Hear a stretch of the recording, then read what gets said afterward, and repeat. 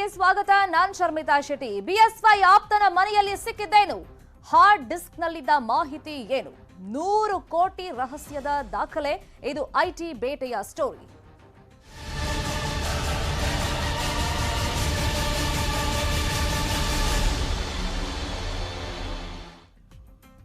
BSY ಆಪ್ತ ಉಮೇಶ್ ಮನೆಯಲ್ಲಿ IT raid ಅಂತ್ಯವಾಗಿದೆ. ಬೆಳಿಗ್ಗೆಯಿಂದಲೂ ಕೂಡ ಪರಿಶೀಲನೆ ಮಾಡಿದೆ ಐಟಿ ಟೀಮ್. ಇದೀಗ ಅದು ಮುಕ್ತಾಯ ಆಗಿದೆ. ಉಮೇಶ್ ಮನೆಯಿಂದ ಐಟಿ ಅಧಿಕಾರಿಗಳು ಹೊರಟಿದ್ದಾರೆ. ಒಟ್ಟು 2 ತಂಡ ಉಮೇಶ್ ಮನೆಯಿಂದ ಹೊರಟಿದೆ. ಸೂಟ್ ಕೇಸ್ ಸಮೇತ 4 ಐಟಿ ಅಧಿಕಾರಿಗಳು ಹೊರಟಿದ್ದಾರೆ. ಸಾಕಷ್ಟು ದಾಖಲೆಗಳನ್ನ ವಶಕ್ಕೆ ಪಡ್ಕೊಂಡಿದ್ದಾರೆ. ಯಾಕಂದ್ರೆ ಒಂದು ಸೂಟ್ ಕೇಸ್ ನಲ್ಲಿ ಆ ಪೇಪರ್ಸ್ ಅಂದ್ರೆ ಡಾಕ್ಯುಮೆಂಟ್ಸ್ ನೆಲ್ಲ ಅವ್ರು ತುಂಬಿಸ್ಕೊಂಡೇ ಹೋಗಿದ್ದಾರೆ. ಇನ್ನಷ್ಟು ಪರಿಶೀಲನೆ ಅಗತ್ಯತೆ ಇರೋದ್ರಿಂದ ಅದನ್ನೆಲ್ಲ ತಗೊಂಡು ಹೋಗಿದ್ದಾರೆ ಅನ್ನೋದು ಗೊತ್ತಾಗಿದೆ. ಮೂಟೆ ಮೂಟೆ ದಾಖಲೆ ಸಿಕ್ಕಿದೆ. ಸೂಟ್ ಕೇಸ್ಗಳಲ್ಲೂ ಕೂಡ ತಗೊಂಡು ಹೋಗಿದ್ದಾರೆ. ಸದ್ಯಕ್ಕೆ ಅಂತ್ಯವಾಗಿದೆ. ಈ ದಾಖಲೆ ಪತ್ರಗಳೆಲ್ಲ ಸೂಟ್ ಕೇಸ್ನಲ್ಲಿ ಭದ್ರವಾಗಿದೆ. ಐಟಿ ಡಿಪಾರ್ಟ್ಮೆಂಟ್ ಕೈ ಸೇರಿದೆ. 2 ಬ್ಯಾಗ್, ಒಂದು ದೊಡ್ಡ ಸೂಟ್ ಕೇಸ್ ಜೊತೆಯಲ್ಲಿ ಐಟಿ ಟೀಮ್ ಹೊರಟಿದೆ. ಸದ್ಯ ಮನೆಯಲ್ಲೇ ಇದ್ದಾರೆ ಬಿಎಸ್ವೈ ಆಪ್ತ ಉಮೇಶ್. 6 ತಿಂಗಳುಗಳಿಂದ ಪರಿಶೀಲನೆಯನ್ನ ಐಟಿ ಟೀಮ್ ಮಾಡಿತ್ತು. ಈ ರೇಡ್ಗೂ ಮುಂಚೆ ಸಾಕಷ್ಟು ಆರೋಪ ದೂರುಗಳು ಬಂದಿತ್ತು ಉಮೇಶ್ ಮೇಲೆ. ಅದೆಲ್ಲ ದೂರುಗಳನ್ನ ಆಧರಿಸಿ ಪರಿಶೀಲನೆ ಮಾಡಿ ಒಂದಿಷ್ಟು ಪ್ರಿಪರೇಷನ್ ಅನ್ನ ಮಾಡಿಕೊಂಡೇ ಇವರು ಇವತ್ತು ರೇಡ್ಗೆ ಬಂದಿದ್ದು. ಈಗ ಸೂಕ್ತ ದಾಖಲೆಗಳ ಸಮೇತ ದಾಳಿಯನ್ನ ಮಾಡಿ ಪರಿಶೀಲನೆ ಮಾಡಿದ್ದಾರೆ. ಕರೆದಾಗ ವಿಚಾರಣೆಗೆ ಬರಬೇಕು ಅಂತ ಹೇಳ್ಬಿಟ್ಟು ಸೂಚನೆಯನ್ನು ಕೂಡ ಉಮೇಶ್ಗೆ ಕೊಟ್ಟಿದ್ದಾರೆ. ಉಮೇಶ್ಗೆ ನೋಟಿಸ್ ಕೊಟ್ಟು ಐಟಿ ಟೀಮ್ ಇದೀಗ ಅವ್ರ ಮನೆಯಿಂದ ಹೊರಟಿದೆ ಅನ್ನೋದು ಗೊತ್ತಾಗಿದೆ. ಐಟಿ ಅಧಿಕಾರಿಗಳು ತೆರಳಿದ ಮನೆಯಲ್ಲಿ ಉಮೇಶ್ ಬ್ಯುಸಿ ಆಗ್ಬಿಟ್ಟಿದ್ದಾರೆ. ಮನೆ ಮಾಲೀಕರನ್ನು ಕೂಡ ಭೇಟಿ ಆಗಿಲ್ಲ ಉಮೇಶ್. ಬ್ಯುಸಿ ಇರೋದಾಗಿ ತನ್ನ ಆಪ್ತನ ಮೂಲಕ ಮಾಹಿತಿಯನ್ನ ಮನೆ ಓನರಿಗೆ ಕಳಿಸಿದ್ದಾರೆ. ಈಗ ಕೋಟಿ ಆಸ್ತಿ ಮಾಡ್ಕೊಂಡಿದ್ದಾರೆ ಅಂತ ಮೇಲ್ನೋಟಕ್ಕೆ ಗೊತ್ತಾಗಿದೆ. ಅದು ಕನ್ಫರ್ಮೇಶನ್ ಅನ್ನ ಅಧಿಕಾರಿಗಳೇ ಈಗ ದಾಖಲೆ ಪತ್ರಗಳನ್ನೆಲ್ಲ ಪರಿಶೀಲನೆ ಮಾಡಿದ್ಮೇಲೆ ಅಧಿಕೃತವಾಗಿ ಪ್ರಕಟಿಸಬೇಕಾಗತ್ತೆ. ಇನ್ನೊಂದು ಕಡೆ ಇಷ್ಟೆಲ್ಲ ಆಸ್ತಿ ಪಾಸ್ತಿ ಮಾಡಿ ಬೆಂಗಳೂರಲ್ಲೇ ಸ್ವಂತಕ್ಕೆ 2 ಮನೆ ಇದ್ರೂ ಕೂಡ ಬಾಡಿಗೆ ಮನೆಯಲ್ಲಿ ಯಾಕಿದ್ರು ಅನ್ನೋ ಪ್ರಶ್ನೆ ಕೂಡ ಸಹಜವಾಗಿ ಮೂಡುತ್ತೆ. ಈಗ ಓನರ್ಗೂ ಒಂಥರ ಶಾಕ್ ಆಗಿದೆ. ಸೊ ಈ ತರ ನಮ್ಮ ಮನೇಲೆ ಒಂದು 10-15 ವರ್ಷಗಳಿಂದ ಬಾಡಿಗೆಗಿದ್ದಾರೆ. ಈಗ ನೋಡಿದ್ರೆ ಐಟಿ ರೇಡ್ ಆಗಿದೆ ಅಂತಂದ್ರೆ ನಿಜಕ್ಕೂ ಅಷ್ಟೆಲ್ಲ ಆಸ್ತಿ ಪಾಸ್ತಿ ಮಾಡ್ಕೊಂಡಿದಾರ ಅಂತ ಅವ್ರಿಗೂ ಶಾಕ್ ಆಗ್ಬಿಟ್ಟಿದೆ. ಈಗ ಓನರ್ ಬೆಳಿಗ್ಗೆಯಿಂದಲೂ ಕೂಡ ಪ್ರಯತ್ನಗಳನ್ನು ಪಡ್ತಾ ಇದ್ರು ಆ ಮನೆಯೊಳಗೆ ಹೋಗೋದಕ್ಕೆ, ಏನ್ ಕತೆ ಅಂತ ಕೇಳೋದಕ್ಕೆ. ಬಟ್ ಸಾಧ್ಯವಾಗಿರ್ಲಿಲ್ಲ. ಈಗ ಐಟಿ ರೇಡ್ ಮುಕ್ತಾಯ ಆಗಿರೋದ್ರಿಂದ ಅಧಿಕಾರಿಗಳೆಲ್ಲ ಪರಿಶೀಲನೆ ಮಾಡಿಬಿಟ್ಟು ಆ ಡಾಕ್ಯುಮೆಂಟ್ಸ್ ಎಲ್ಲ ತಗೊಂಡು ಹೋದ್ಮೇಲಾದ್ರೂ ಅಟ್ಲೀಸ್ಟ್ ಮನೆಗೆ ಹೋಗೋಣ, ಏನಾಗಿದೆ ಉಮೇಶ್ ಹತ್ರ ಕೇಳೋಣ ಅಂತ ಓನರ್ ಬಂದರೂ ಕೂಡ ಅದಕ್ಕೆ ಅವಕಾಶ ಸಿಗ್ತಾ ಇಲ್ಲ. ತನ್ನ ಆಪ್ತನ ಮೂಲಕ ಉಮೇಶ್ ಬಿಲ್ಡಿಂಗ್ ಓನರ್ಗೂ ಹೇಳಿರೋದೀಗ ನಾನು ಸದ್ಯಕ್ಕೆ ಬ್ಯುಸಿ ಇದ್ದೀನಿ, ಈಗ ಮೀಟ್ ಮಾಡಕ್ ಆಗಲ್ಲ ಅಂತ. ಹಾಗಾಗಿ ಉಮೇಶ್ ಭೇಟಿ ಆಗದೆ ಮಾಲೀಕ ಮಂಜುನಾಥ್ ಹೊರಟೋಗಿದ್ದಾರೆ. ಮತ್ತೆ ಬರೋದಾಗಿ ಹೇಳಿ ಹೊರಟಿದ್ದಾರೆ ಮಂಜುನಾಥ್. ಐಟಿ ದಾಳಿ ನಂತರ ಟೆನ್ಷನ್ ನಲ್ಲಿದ್ದಾರೆ ಉಮೇಶ್ ಅನ್ನೋದು ಗೊತ್ತಾಗಿದೆ. ಇದೇ ವಿಚಾರವಾಗಿ ಮತ್ತಷ್ಟು ಮಾಹಿತಿಯನ್ನ ಕೊಡೋದಕ್ಕೆ ನೇರ ಸಂಪರ್ಕದಲ್ಲಿ ಜಾಯಿನ್ ಆಗಿದ್ದಾರೆ ನಮ್ಮ ರಿಪೋರ್ಟರ್ ಗಂಗಾಧರ್ ವಾಗಟ. ರೇಡ್ ಅಂತ್ಯವಾಗಿದೆ ಅನ್ನೋದು ಗೊತ್ತಾಗಿದೆ. At the same time Umesh ಸಾಕಷ್ಟು ಟೆನ್ಷನ್ ಅಲ್ಲಿ ಇದ್ದಾರೆ ಅನ್ನೋದು ಗೊತ್ತಾಗಿದೆ. ಸದ್ಯಕ್ಕೆ ಏನೆಲ್ಲ ಆಕ್ಟಿವಿಟೀಸ್ ನಡೀತಾ ಇದೆ ಅಲ್ಲಿ, ಮತ್ತೆ ವಿಚಾರಣೆಗೆ ಯಾವಾಗ ಬರಬೇಕು ಅಂತ ಏನಾದ್ರೂ ಪರ್ಟಿಕ್ಯುಲರ್ ಆಗಿ ಡೇಟ್ ಹೇಳಿದಾರಾ?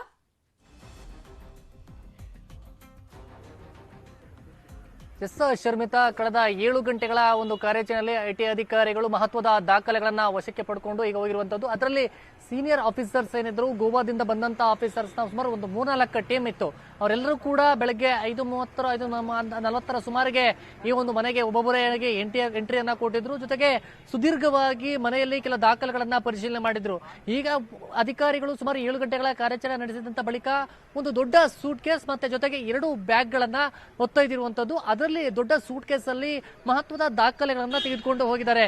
ಯಾಕಂದ್ರೆ ಪ್ರಮುಖವಾಗಿ ಈ ಒಂದು ಆ ನೀರಾವರಿಗೆ ಸಂಬಂಧಪಟ್ಟಿದ್ದಂತ ಟೆಂಡರ್ಗಳ ವಿಚಾರ ಆಗಿರ್ಬೋದು, ಮತ್ತೆ ಅವರ ಆಸ್ತಿ ವಿಚಾರ ಆಗಿರ್ಬೋದು, ಮತ್ತೆ ಹಣ ಟ್ರಾನ್ಸಾಕ್ಷನ್ ವಿಚಾರ ಆಗಿರ್ಬೋದು, ಎಲ್ಲ ಆಧಾರಿತವಾಗಿ ಅವರ ಬ್ಯಾಂಕ್ ಡೀಟೇಲ್ಸ್ ಮತ್ತೆ ಹಣದ ವ್ಯವಹಾರ ಜೊತೆಗೆ ಅವರ ಸಂಪರ್ಕದಲ್ಲಿ ಯಾರ್ಯಾರಿದ್ದಾರೆ, ಮತ್ತೆ ಇವರ ಹಣಕಾಸು ಕಳೆದ ಒಂದು 5-6 ವರ್ಷದಿಂದ ಎಷ್ಟೆಷ್ಟು ವ್ಯತ್ಯಾಸ ಆಗಿತ್ತು, ಮತ್ತೆ ತೆರಿಗೆಯನ್ನು ಎಷ್ಟು ಕಟ್ಟಿದ್ದಾರೆ, ಮತ್ತೆ ಟೆಂಡರ್ಗಳಲ್ಲಿ ಆದಂತಹ ವ್ಯವಹಾರದಲ್ಲಿ ಏನೆಲ್ಲ ಗೋಲ್ಮಾಲ್ ಆಗಿದೆ ಅನ್ನೋ ಒಂದು ಆರೋಪ ಏನಿದೆ, ಅದರಲ್ಲಿ ಏನೆಲ್ಲ ಡಾಕ್ಯುಮೆಂಟ್ ಸಿಕ್ಕಿದೆ ಅನ್ನೋದ್ರ ಬಗ್ಗೆ ಕೂಡ ಈಗ ಅಧಿಕಾರಿಗಳು ಪರಿಶೀಲನೆ ಮಾಡಿದ್ದಾರೆ. ಜೊತೆಗೆ ಒಂದಷ್ಟು ಡಾಕ್ಯುಮೆಂಟ್ಸ್ ಅನ್ನು ತೆಗೆದುಕೊಂಡು ಹೋಗಿದ್ದಾರೆ. ಆದ್ರೆ ಅವರು ಕೊಂಡಂತಹ ಬ್ಯಾಗ್ಗಳಲ್ಲಿ ಚಿನ್ನಾಭರಣ ಮತ್ತೆ ಏನಾದ್ರು ಕ್ಯಾಶ್ ಏನಾದ್ರು ತೆಗೆದುಕೊಂಡು ಹೋಗಿದ್ದಾರೆ ಅನ್ನೋ ಬಗ್ಗೆ ಅಧಿಕಾರಿಗಳ ಸ್ಪಷ್ಟನೆಯನ್ನ ಕೊಡಬೇಕು. ಆದ್ರೆ ಸದ್ಯ ಆ ಒಂದು ಬ್ಯಾಗ್ಗಳನ್ನ ನೋಡೋದಾದ್ರೆ ಕೆಲ ದಾಖಲೆಗಳು ತೆಗೆದುಕೊಂಡು ಹೋಗಿರೋ ಬಗ್ಗೆ ಮಾಹಿತಿ ಸಿಕ್ಕಿರುವಂತದ್ದು ಕ್ಯಾಮೆರಾದಲ್ಲೇ ಕೂಡ ರೆಕಾರ್ಡ್ ಆಗಿರುವಂತದ್ದು. ಆದ್ರೆ ಮತ್ತೊಂದು ವಿಚಾರ ಏನಂದ್ರೆ ಈ ಒಂದು ರೈಡ್ ಹಿಂದೆ ಕರ್ನಾಟಕದ ಕೆಲ ಕಾಂಟ್ರಾಕ್ಟರ್ಸ್ ಇದರ ಹಿಂದೆ ಇದ್ದಾರೆ ಅಂತ. ಯಾಕಂದ್ರೆ IT ಅಧಿಕಾರಿಗಳು ಅವರು ಕೊಟ್ಟಂತ ದೂರನ್ನು ಕೂಡ ಅವರು ಪರಿಗಣಿಸಿದ್ದಾರೆ. ಜೊತೆಗೆ ಇವರ ಹಣಕಾಸಿನ ಟ್ರಾನ್ಸಾಕ್ಷನ್ ಬಗ್ಗೆ ಕೂಡ ಕುಲಂಕುಷವಾಗಿ ಅವರು ಪರಿಶೀಲನೆ ಮಾಡಿದ್ರು, ನಿಗಾ ವಹಿಸಿದ್ರು 6 ತಿಂಗಳಿಂದ ಅಂತ. ಯಾಕಂದ್ರೆ ಆಂಧ್ರದ ಕೆಲ ಬಿಲ್ಡರ್ಗಳು ಅವರು ಕಾಂಟ್ರಾಕ್ಟರ್ಸ್ ಏನಿದ್ದಾರೆ ಮತ್ತೆ ಕರ್ನಾಟಕದ ಕಾಂಟ್ರಾಕ್ಟರ್ಸ್ ನಡುವೆ ಸಾಕಷ್ಟು ಗಲಾಟೆಗಳಾಗ್ತಾ ಇತ್ತು. ಕೆಲ ಒಂದು ಗುತ್ತಿಗೆಗಳನ್ನ ಮತ್ತೆ ಈ ನೀರಾವರಿ ಸಂಬಂಧಪಟ್ಟಂತೆ ಟೆಂಡರ್ಗಳನ್ನ ಎಲ್ಲ ಕೂಡ ಆಂಧ್ರದವರ ಪಾಲಾಗ್ತಾ ಇತ್ತು. ಹೀಗಾಗಿ ಸಾಕಷ್ಟು ಅದರಿಂದ ಕಮಿಷನ್ ಹಣವನ್ನ ತೆಗೆದುಕೊಳ್ಳುವಂತ ಬಗ್ಗೆ ಕೂಡ ಸಾಕಷ್ಟು ಆರೋಪಗಳು ಉಮೇಶ್ ಮೇಲೆ ಇರುವಂತದ್ದು. ಯಾಕಂದ್ರೆ BSY ಅವರ ಆಪ್ತರಾಗಿ ಗುರುತಿಸಿಕೊಂಡಂತ ಉಮೇಶ್ ಅವರು ಯಾವುದೇ ಸಹಿ ಜೊತೆಗೆ ಇವ ಕುಟುಂಬಸ್ಥರನ್ನ ಭೇಟಿ ಆಗ್ಬೇಕಾದ್ರೆ BSY ಆಗಿರ್ಬೋದು, ವಿಜಯೇಂದ್ರ ಅವರಾಗಿರ್ಬೋದು, ಇವರೆಲ್ಲ ಭೇಟಿ ಆಗ್ಬೇಕಾದ್ರೆ ಉಮೇಶ್ ಅವರೊಂದು ಅನುಮತಿ ಕಡ್ಡಾಯ ಆಗಿತ್ತು. ಹೀಗಾಗಿ ಇವೆಲ್ಲವನ್ನ ಬಳಕೆ ಮಾಡಿಕೊಂಡು ಈ ಒಂದು ಟೆಂಡರ್ಗಳನ್ನ ಅವ್ರು ಕೊಡಿಸ್ತಾ ಇದ್ರು ಅಂತ ಹೇಳಿ, ಹೀಗಾಗಿ ಆ ಒಂದು ಆರೋಪಗಳನ್ನ ಜೊತೆಗೆ ಇವರು ಕೆಲ ಕಾಂಟ್ರಾಕ್ಟರ್ಸ್ IT ಅಧಿಕಾರಿಗಳಿಗೆ ಕೊಟ್ಟಂತ ದೂರುಗಳು ಮತ್ತೆ ಜೊತೆಗೆ ಅವರ ವ್ಯಾವಹಾರಿಕ ಒಂದು ನೆಂಟಿನ ಬಗ್ಗೆ ಎಲ್ಲ ಕೂಡ ಅಧಿಕಾರಿಗಳಿಗೆ ಒಂದು ಪರಿಶೀಲನೆ ಮಾಡಿಕೊಂಡು ಇವತ್ತು ಬೆಳ್ಳಂಬೆಳಗ್ಗೆ ರೇಡ್ ಮಾಡಿದ್ದಾರೆ. ಅದರಲ್ಲಿ ಪ್ರಮುಖವಾಗಿ BSY ಆಪ್ತ ಕಾಂಟ್ರಾಕ್ಟರ್ಸ್ 30 ಮಂದಿ ಏನಿದ್ದಾರೆ ಅವರ 30 ಕಡೆ ಕೂಡ ರೇಡ್ ಮಾಡಿದ್ದಾರೆ. ಅದರಲ್ಲಿ ಟಾಪ್ 1 ಅಲ್ಲಿ ಇರುವಂತದ್ದು ಉಮೇಶ್. ಆದ್ರೆ ಉಮೇಶ್ ಅವರು ಕಾಂಟ್ರಾಕ್ಟರ್ ಆಗಿದ್ದಂತವರು, ಶಿವಮೊಗ್ಗದ ಮೂಲದಲ್ಲಿದ್ದಂತವರು ಇಷ್ಟು ಏಕಾಏಕಿ ಕೋಟ್ಯಾಧೀಶ್ವರನಾಗಕ್ಕೆ ಕಾರಣ ಏನು, ಯಾವ ರೀತಿ ಬೆಳೆದ್ರು, ಮತ್ತೆ ಹಣಕಾಸಿನ ಟ್ರಾನ್ಸಾಕ್ಷನ್ ಮತ್ತೆ ಈ ಟೆಂಡರ್ಗಳೆಲ್ಲ ವಹಿವಾಟಿನಲ್ಲಿ ಯಾವ ರೀತಿ ಭಾಗಿದಾರರಾಗಿದ್ರು, ಜೊತೆಗೆ ಇವರ ಜೊತೆಯಲ್ಲಿ ಯಾರ್ಯಾರಿದ್ರು ಅನ್ನೋದ್ರ ಬಗ್ಗೆ ಕೂಡ ಅಧಿಕಾರಿಗಳು ಪರಿಶೀಲನೆ ಮಾಡ್ತಾ ಇದ್ದಾರೆ. ಜೊತೆಗೆ ಈಗ ಅವರಿಗೆ ನೋಟಿಸ್ ಅನ್ನ ಕೊಟ್ಟು ವಿಚಾರಣೆಗೆ ಬರಬೇಕು ಅಂತ ಹೇಳಿದರೆ ಬಹುತೇಕವಾಗಿ ಆಂಗಲ್ಗಳಲ್ಲಿ ಚರ್ಚೆ ಆಗ್ತಾ ಇದೆ. ಇಷ್ಟೊಂದು ಆಸ್ತಿ ಹೆಂಗ್ ಮಾಡಿದ್ರು ಅಂತ ಒಂದು ಪ್ರಶ್ನೆ ಮೂಡಿದಾಗ ಈಗ ಬೇರೆಯವರು ಬೇನಾಮಿ ಹೆಸರಲ್ಲಿ ಉಮೇಶ್ ಈ ತರ ಆಸ್ತಿ ಮಾಡ್ಕೊಂಡಿದ್ರ ಅನ್ನೋದು ಒಂದು ಪ್ರಶ್ನೆ ಆಗುತ್ತೆ. ಮತ್ತೆ ಈಗಲೂ ಕೂಡ ಗೌರ್ಮೆಂಟ್ ಒಂದು ಕಾರು ಅವ್ರ ಮನೆ ಮುಂದೆ ಇವತ್ತು ದಾಳಿ ಮಾಡೋಕ್ ಬಂದಂತ ಟೈಮ್ನಲ್ಲೂ ಕೂಡ ಇತ್ತು. ಅದು ಯಾಕಿತ್ತು? ಮತ್ತೆ ಈ ಸರ್ಕಾರ ಇದ್ದಂತ ಟೈಮ್ನಲ್ಲೂ CM ಬದಲಾವಣೆ ಆದ್ಮೇಲೂ ಇವ್ರ ಹಸ್ತಕ್ಷೇಪದ ಬಗ್ಗೆ ಚರ್ಚೆ ಆಗ್ತಿದೆ. ಇದ್ರ ಬಗ್ಗೆ ಏನಾದ್ರು ಇನ್ಫಾರ್ಮೇಶನ್ ಸಿಗ್ತಾ ಇದೆಯಾ ಅಲ್ಲಿ? ಎಸ್, ಖಂಡಿತವಾಗಿಯೂ ಶರ್ಮಿತಾ. ಅಂದ್ರೆ ಸರ್ಕಾರದಲ್ಲಿ ಉಮೇಶ್ ಹಸ್ತಕ್ಷೇಪ ಜಾಸ್ತಿ ಇತ್ತು ಅಂತೇಳಿ ಅವರ ಅಂದ್ರೆ ಕೆಲಸ ಮಾಡುವ ಜೊತೆಯಲ್ಲಿ ಕೆಲಸ ಮಾಡುವಂತವ್ರು ಮತ್ತೆ ಅಧಿಕಾರಿ ವರ್ಗದಿಂದಲೂ ಕೂಡ ಮಾಹಿತಿ ಸಿಗ್ತಾ ಇರುವಂತದ್ದು. ಯಾಕಂದ್ರೆ ಉಮೇಶ್ ಅವರ ಹಸ್ತಕ್ಷೇಪ ಜಾಸ್ತಿ ಇತ್ತು ಟೆಂಡರ್ಗಳ ವಿಚಾರದಲ್ಲಿ, ಹಣಕಾಸಿನ ವ್ಯವಹಾರದಲ್ಲಿ ಮತ್ತೆ ಟೆಂಡರ್ ಅನ್ನ ಕೊಡಬೇಕಾದ್ರೆ, ಕಾಂಟ್ರಾಕ್ಟರ್ ಕೊಡಬೇಕಾದ್ರೆ ಇವರು ಹಸ್ತಕ್ಷೇಪ ಒತ್ತಡವನ್ನ ಹಾಕ್ತಾ ಇದ್ರು ಅನ್ನೋ ಬಗ್ಗೆ ಕೂಡ ಕೆಲ ಮಾಹಿತಿಯನ್ನ ಕೊಡ್ತಾ ಇರುವಂತದ್ದು. ಆದ್ರೆ ಇಲ್ಲಿ ಪ್ರಮುಖವಾಗಿ BSY ಸರ್ಕಾರದ ಅವಧಿಯಲ್ಲಿ ಅನ್ಅಫಿಷಿಯಲ್ ಆಗಿ ಆಪ್ತ ಸಹಾಯಕನಾಗಿ ಗುರುತಿಸಿಕೊಂಡಿದ್ದಂತಹ ಉಮೇಶ್ ಏಕಾಏಕಿ ಅವರು ಆ ಒಂದು ಟೆಂಡರ್ ಗಳನ್ನ ಪಡೆದುಕೊಂಡು ಮತ್ತೆ ಬೇರೆಯವರಿಗೆ ಸಬ್ ಕಾಂಟ್ರಾಕ್ಟರ್ ಗಳನ್ನ ಕೊಡುವ ಮೂಲಕ ಇವರು ಕೋಟ್ಯಾಧೀಶರಾಗಿರುವಂತದ್ದು. ಒಂದು ವಿಚಾರ ಏನಂದ್ರೆ ಸಾಕಷ್ಟು ಕಡೆ ಇವರು ಬೇನಾಮಿಯನ್ನ ಮಾಡಿದಾರಾ ಏನಿಲ್ವಾ ಅನ್ನೋದ್ರ ಬಗ್ಗೆ ಕೂಡ IT ಅಧಿಕಾರಿಗಳು ಪರಿಶೀಲನೆ ಮಾಡ್ತಾ ಇದ್ದಾರೆ. ನೆಲಮಂಗಲ ಆಗಿರ್ಬೋದು, ಬಾಗಲಗುಂಟೆ ಆಗಿರ್ಬೋದು, ಮತ್ತೊಂದು ಕಡೆ ಮನೆಯನ್ನ ಕಟ್ಟಿದ್ದಾರೆ, ನಿರ್ಮಾಣ ಮಾಡಿದ್ದಾರೆ ಅಂತ ಹೇಳಲಾಗ್ತಾ ಇರುವಂತದ್ದು. ಅದಲ್ಲದೆ ಈಗ ಭಾಷಂ ಸರ್ಕಲ್ ನಲ್ಲಿ ಒಂದು ಬಾಡಿಗೆ ಮನೆಯಲ್ಲಿ ಕಳೆದ 15 ವರ್ಷಗಳಿಂದ ಅವರು ಇಲ್ಲೇ ವಾಸವಾಗಿದ್ದಾರೆ, ಬಾಡಿಗೆ ಮನೆಯಲ್ಲಿ ವಾಸವಾಗಿದ್ದಾರೆ. ಆದ್ರೆ ಈ ಒಂದು 3 ಫ್ಲೋರ್ ಇರುವಂತಹ ಬಾಡಿಗೆ ಮನೆಯನ್ನ ಅವರೇ ಸ್ವಂತವಾಗಿ ತೆಗೆದುಕೊಂಡಿರುವಂತದ್ದು. ಹೀಗಾಗಿ ಅದೇ ಇಷ್ಟೊಂದು ಹಣವನ್ನ ಇದ್ರೂ ಕೂಡ ಹಣ ಟ್ರಾನ್ಸಾಕ್ಷನ್ ಮತ್ತೆ ಎಷ್ಟೊಂದು ಆರೋಪಗಳಿದಾವೆ. ಆದ್ರೆ 15 ವರ್ಷಗಳಿಂದ ಬಾಡಿಗೆ ಮನೆಯಲ್ಲಿ ಇರೋದು ಯಾಕೆ ಅನ್ನೋದ್ರ ಬಗ್ಗೆ ಕೂಡ ಅಧಿಕಾರಿಗಳು ಪ್ರಶ್ನೆಯನ್ನ ಮಾಡಿದ್ದಾರೆ. ಈ ಬಗ್ಗೆ ಕೂಡ ಅಂದ್ರೆ ಕೆಲವು ಅವರು ವಾಸ್ತು ಮೂಲಕ ಅವರು ಈ ಮನೆ ಬಂದಂತ ಬಳಿಕ ಅವರು ಇಷ್ಟು ದೊಡ್ಡ ಮಟ್ಟದಲ್ಲಿ ಬೆಳೆಯಕ್ಕೆ ಕಾರಣ ಆಯ್ತು ಅನ್ನೋ ಬಗ್ಗೆ ಕೂಡ ಅವ್ರ ಹೇಳಿಕೆಗಳನ್ನ ಕೊಟ್ಕೊಂಡಿರುವಂತದ್ದು. ಈಗ ಸದ್ಯ ಅಧಿಕಾರಿಗಳು ಕೂಡ ಇವರ ಹಣಕಾಸಿನ ವ್ಯವಹಾರ ಮತ್ತೆ ಹಿಂದೆ ಇವರು ಮಾಡ್ತಾ ಇದ್ದಂತ ಕೆಲಸಗಳಾಗಿರಬಹುದು ಮತ್ತೆ ಇವರ ಸಂಪರ್ಕದಲ್ಲಿ ಸಬ್ ಕಾಂಟ್ರಾಕ್ಟರ್ಗಳು ಯಾರ್ಯಾರಿದ್ದಾರೆ ಅವರ ಅಕೌಂಟ್ಗಳಲ್ಲಿ ಎಷ್ಟು ಅಮೌಂಟ್ ಟ್ರಾನ್ಸಾಕ್ಷನ್ ಆಗಿದೆ, ಮತ್ತೆ ಈ ನೀರಾವರಿ ಅದು ಪ್ರಮುಖವಾಗಿ ನೀರಾವರಿ ಟೆಂಡರ್ಗಳಲ್ಲಿ ಸರ್ಕಾರ ಸರಬರಾಜು ಮಾಡೋದಕ್ಕೆ ಯಾವ್ಯಾವ ಅಂಗಡಿಗಳಿಗೆ ಇವರು ಒಂದು ಟೆಂಡರ್ ಅನ್ನ ಕಾಂಟ್ರಾಕ್ಟ್ ಅನ್ನ ಕೊಟ್ಟಿದ್ರು, ಆ ಸಬ್ ಕಾಂಟ್ರಾಕ್ಟರ್ ಮಾಡಬಹುದು, ಚಾರ್ಟೆಡ್ ಅಕೌಂಟ್ಗಳು ಯಾರ್ಯಾರಿದ್ದಾರೆ ಎಲ್ಲ ಬಗ್ಗೆ ಕೂಡ ಅಧಿಕಾರಿಗಳು ಪರಿಶೀಲನೆ ಮಾಡ್ತಾ ಇದ್ದಾರೆ. ಅದರಲ್ಲಿ ಪ್ರಮುಖವಾಗಿ ಚಾರ್ಟೆಡ್ ಅಕೌಂಟೆಂಟ್ಸ್ ಮತ್ತೆ ಕೆಲ ಕಾಂಟ್ರಾಕ್ಟರ್ ಸಬ್ ಕಾಂಟ್ರಾಕ್ಟರ್ ಇದ್ದಾರೆ. ಅದ್ರ ಬಗ್ಗೆ ಇನ್ನೂ ಕೂಡ ಕಂಟಿನ್ಯೂ ಆಗಿದೆ, ರೈಟ್ ಕಂಟಿನ್ಯೂ ಆಗಿದೆ. ಅವರ ಮನೆಯಲ್ಲೂ ಕೂಡ ಕೆಲವು ಡಾಕ್ಯುಮೆಂಟ್ಸ್ ವೆರಿಫಿಕೇಶನ್ ಮಾಡ್ತಾ ಇದ್ದಾರೆ. ಈಗ ಏನು ಪಡ್ಕೊಂಡು ತೆಗೆದುಕೊಂಡಂತಹ ದಾಖಲೆಗಳಲ್ಲಿ ಅದಕ್ಕೆ ಸಂಬಂಧಪಟ್ಟಂತಹ ದಾಖಲೆಗಳು ಮತ್ತೊಬ್ಬರ ಮನೆಯಲ್ಲಿ ಸಿಕ್ಕಿದೆ ಅದನ್ನು ಕೂಡ ತಾಳೆ ಮಾಡ್ತಾರೆ. ಇದಕ್ಕೆ ಮತ್ತೆ ಅವರಿಗೆ ಯಾವ ರೀತಿ ಸಂಬಂಧ ಏನು ಅನ್ನೋದ್ರ ಬಗ್ಗೆ ಕೂಡ ಮತ್ತೆ ಇವರು ಯಾವ್ಯಾವ ಕಾಂಟ್ರಾಕ್ಟ್ ಗಳನ್ನ ತೆಗೆದುಕೊಂಡಿದ್ದಾರೆ, ಅದರಲ್ಲೂ ಕಾವೇರಿ ಮತ್ತೆ ಕೃಷ್ಣ ಜಲ ನಿಗಮದ ಒಂದು ಟೆಂಡರ್ ಗಳ ವಿಚಾರ ಬಗ್ಗೆ ಇವರು ಸಾಕಷ್ಟು ಆರೋಪ ಒಂದು ಗುಲ್ಮಾಲ್ ಆಗಿದೆ ಬಗ್ಗೆ ಆರೋಪ ಇರುವಂತದ್ದು. ಈ ಒಂದು ಟೆಂಡರ್ ಗಳ ವಿಚಾರವಾಗಿ ಡಾಕ್ಯುಮೆಂಟ್ಸ್ ವೆರಿಫಿಕೇಶನ್ ಮಾಡ್ತಾ ಇರುವಂತದ್ದು. ಗಂಗಾಧರ ಬಾಗಟ ತಮಿಳ ಇನ್ಫಾರ್ಮೇಶನ್ಗೆ. ಬಾಗಲಕೋಟೆಯಲ್ಲಿ IT ದಾಳಿ ಮುಂದುವರೆದಿದೆ. ಗುತ್ತಿಗೆದಾರ DY ಉಪಾರ್ ಮನೆಯಲ್ಲಿ ಪರಿಶೀಲನೆಯನ್ನ ಮಾಡಲಾಗ್ತಾ ಇದೆ. ಉಪಾರ್ ಮನೆಯಲ್ಲಿ 6 IT ಅಧಿಕಾರಿಗಳು ಪರಿಶೀಲನೆಯನ್ನ ಮಾಡ್ತಾ ಇದ್ದಾರೆ. ಈಗ ಮನೆಯೊಳಗೆ ಉಪಾರ್ ಇದ್ದಾರೆ, ಅವ್ರ ಮ್ಯಾನೇಜರ್ ಇದ್ದಾರೆ. IT ಇಂದ ಮನೆಯಲ್ಲಿರುವಂತಹ 5-6 ಜನರನ್ನ ವಿಚಾರಣೆ ಕೂಡ ಅವರು ಒಳಪಡಿಸಿದ್ದಾರೆ ಅಧಿಕಾರಿಗಳು. 2 ಪೊಲೀಸ್ ಸಿಬ್ಬಂದಿ ಜೊತೆಯಲ್ಲಿ IT ಅಧಿಕಾರಿಗಳು ಪರಿಶೀಲನೆಯನ್ನ ಇನ್ನೂ ಕೂಡ ಮುಂದುವರೆಸಿದ್ದಾರೆ. ಉಪಾರ್ ಮನೆಯಲ್ಲಿ ಪರಿಶೀಲನೆ ಕಂಟಿನ್ಯೂ ಆಗಿದೆ. ಬೆಂಗಳೂರಲ್ಲಿ ಉಮೇಶ್ ಮನೆಯಲ್ಲಿ ಮಾತ್ರ ಐಟಿ ರೇಡ್ ಅಂತ್ಯವಾಗಿದೆ. ದಾಖಲೆಗಳನ್ನ ಐಟಿ ಅಧಿಕಾರಿಗಳು ತಗೊಂಡು ಹೋಗಿದ್ದಾರೆ. ಇನ್ನೊಂದು ಕಡೆ ಉಪಾರ್ ಮನೆಯಲ್ಲಿ ಈಗ ಪರಿಶೀಲನೆ ಇನ್ನೂ ಕೂಡ ನಡೀತಾ ಇದೆ. ಇಬ್ರು ಪೊಲೀಸ್ ಸಿಬ್ಬಂದಿ ಜೊತೆಯಲ್ಲಿ ಐಟಿ ಅಧಿಕಾರಿಗಳು ಪರಿಶೀಲನೆಯನ್ನ ಇನ್ನೂ ಕೂಡ ಕಂಟಿನ್ಯೂ ಮಾಡಿದ್ದಾರೆ. ಮನೆಯಲ್ಲಿ ಉಪಾರ್ ಅವರು ಮ್ಯಾನೇಜರ್ ಇದ್ದಾರೆ, ಮತ್ತೆ ಮನೆಯಲ್ಲಿ ಇರುವಂತ ಒಂದು 5-6 ಜನ ಏನಿದ್ದಾರೆ ಅವರನ್ನು ಕೂಡ ಈಗ ಐಟಿ ಅಧಿಕಾರಿಗಳು ವಿಚಾರಣೆಗೆ ಒಳಪಡಿಸಿದ್ದಾರೆ. ಇದು ಬಾಗಲಕೋಟೆಯಲ್ಲಿ ಐಟಿ ಅಧಿಕಾರಿಗಳು ಉಪ್ಪಾರ್ ಅವ್ರ ಮನೆಯ ಮೇಲೆ ಇವತ್ತು ಗುತ್ತಿಗೆದಾರ DY ಉಪ್ಪಾರ್ ಅವ್ರ ಮನೆ ಮೇಲೂ ರೇಡ್ ಮಾಡಿದ್ರು. ಸದ್ಯಕ್ಕೆ ಅಲ್ಲಿ ಇನ್ನೂ ಕೂಡ ಪರಿಶೀಲನೆ ಕಂಟಿನ್ಯೂ ಆಗ್ತಾ ಇದೆ, ಇನ್ನೂ ಕೂಡ ಅಂತ್ಯ ಆಗಿಲ್ಲ. ಇವತ್ತು ಬೆಳಗ್ಗೆ ಐಟಿ ಅಧಿಕಾರಿಗಳು ಸಾಕಷ್ಟು ಜನರಿಗೆ ಒಂದು ಶಾಕ್ ಅನ್ನ ಕೊಟ್ಟಿದ್ದಾರೆ. ಯಾಕಂದ್ರೆ ಇದು ಏಕಾಏಕಿ ಮಾಡಿರೋದಲ್ಲ ಈ ಒಂದು ರೇಡ್ನ. ಯಾಕಂದ್ರೆ ಕಳೆದ 6 ತಿಂಗಳಿಂದ ಇದಕ್ಕೋಸ್ಕರನೇ ಸಾಕಷ್ಟು ಪ್ರಿಪರೇಷನ್ ಅನ್ನ ಮಾಡ್ಕೊಂಡಿದ್ರು ಐಟಿ ಅಧಿಕಾರಿಗಳು.